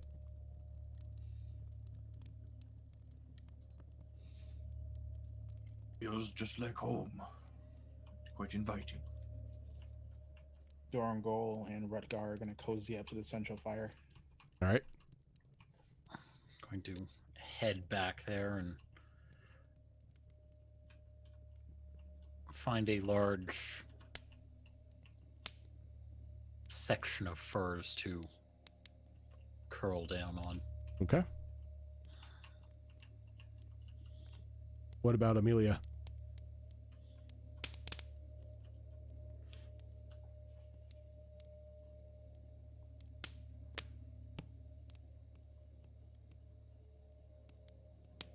May I ask you about the children who have passed? Did they all have names? The children? You mean my little ones? Yes. Of course they had names. Would you allow me to record their names to ensure they are never forgotten? You wish? I know it's here somewhere. She looks around. She looks underneath one of the chairs and she pulls it. Ah, here it is. She hands you a small leather-bound tome. That is a list of every little one that has entered and left this world since the start of our visit. I'll take An elder, it is my responsibility to record them all. This was the elder before me and the elder before them.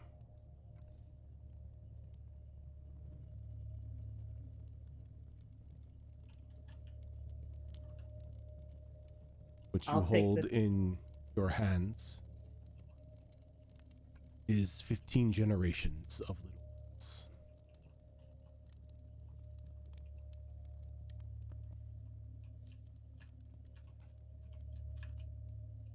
You guys been here for 15 generations? Mm-hmm.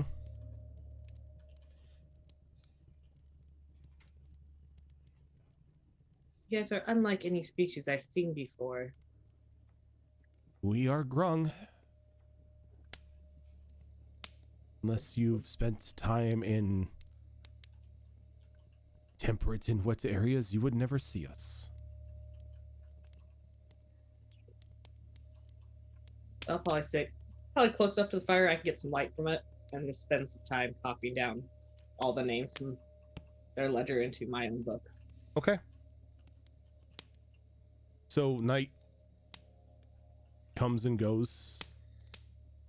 After a couple hours of writing the names down, before like exhaustion to begin to set in, you get a good portion of names down, but it is 15 generations of grung We'll that start with the newest ones. Yep. Go back. And the names are a bit strange.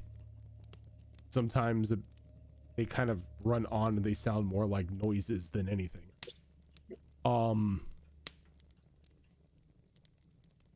So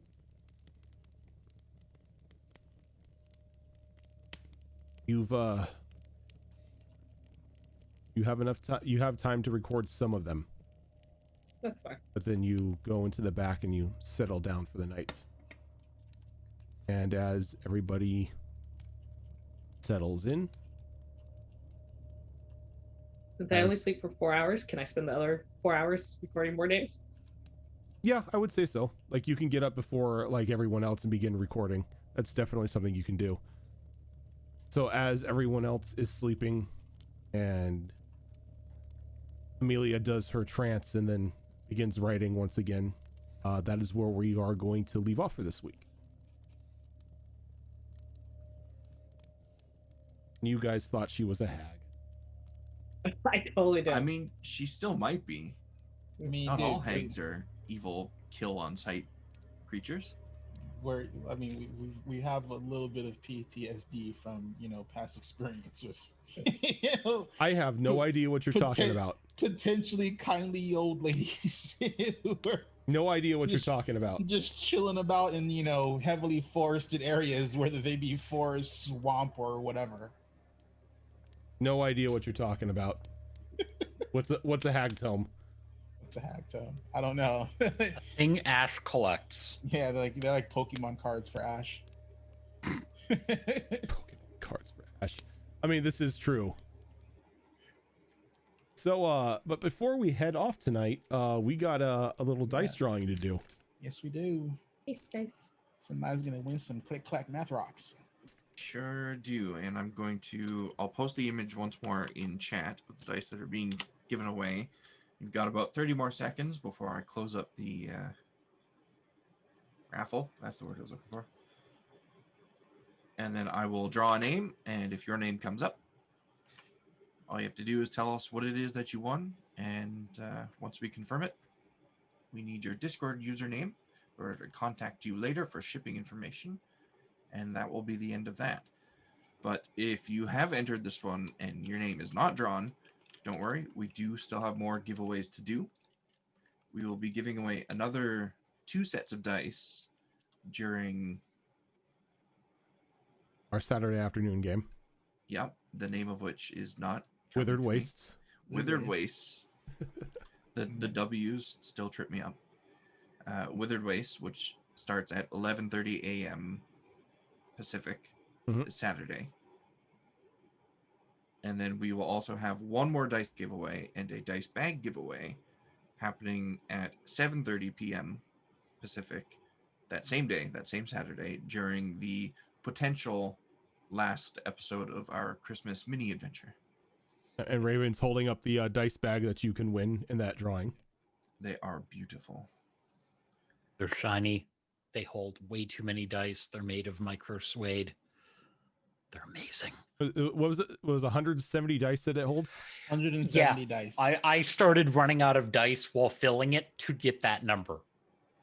Which is good because my dice bag is now this. So I Yeah. definitely need more. And that was with enough room to properly close it. So Dude, I have a whole bag of dice that's maybe somewhere like it's at least a good 3 pounds to 5 pounds of like my old dice that I haven't touched in a long time because I've been mainly using my newer dice that I've been getting primarily from Kraken. And yeah, like I have need of the dice bag, but thankfully I don't have to raffle for it because I'm already getting one. I have a mighty need. they're freaking amazing. So I'm looking at the names of the people in the raffle right now, and there is a chance that I think all of these people have had to leave the stream and go to bed. So if you're waiting for an opportunity to get into a raffle with almost a guaranteed win, this might be the time. Yep, December, do it. Get some dice. Wait. But if not, and all of these people have gone to bed, we'll figure something out. It's not like the dice are just going to suddenly be off the giveaway list. We'll figure something out. But for now, I'm gonna Dude, you close it up. won in the last drawing. Get out of here with that nonsense. And I will draw a name here. San, are you still here? I saw you mention earlier that you had to go. I think Sand pieced out. I think so. Yeah. No, please still be here. Which it kind of breaks my heart because they've been entering almost every giveaway that we've done and just have not been lucky enough to get drawn. Let's see, is Sand in the chat? I don't think so. I was looking at the chat list. No, the raffle Sand list. is not in the chat. And I Sam don't see the BTFO'd. people. So That's still. Oh, so I'm sad. gonna have to re-roll that, unfortunately. Yeah, San did later all, like right before Yeah. a little while ago. That sucks. I think the other person that's in it also had to go. But I will re-roll just in case their name popping up in chat. Dorkbot. Dorkbot. Brookbot 5000. Yeah, I think they came in on one of the raids. Yep. And I don't think they're here at the moment, which is unfortunate. Which means we have no winner. Means the dice go back into the pool for later. They do. 3 drawings on Saturday then? Yeah. It looks like 3 drawings on Saturday. We can talk about it in our group chats. We'll either do three drawings on one of the streams on Saturday, or just include one of the sets of dice with the dice bag. That'd be That might cool. work. We'll talk about that and figure it out. That's just the way the dice roll sometimes. I really do hope that San comes in on Saturday and gets in on one of these raffles. Mm-hmm. Because they have entered more than anyone else, and they just haven't been drawn yet. RNG, baby. Yeah. That sucks. The way it works, though. Yep. All right, all. That is going to do it for us tonight. We will catch you guys on Saturday at 11:30 for another episode of Withered Wastes, and then back here at 7:30 Pacific time on Saturday for maybe the final episode of Mr. Raccoon Comes to Town. All depends on how far we all get with the insanity of 8 kobolds trying to save Christmas. But yeah, Operative word, trying. Yeah. So that's gonna do it for us tonight, everyone. Thank you so much for watching, and we will see you all Saturday.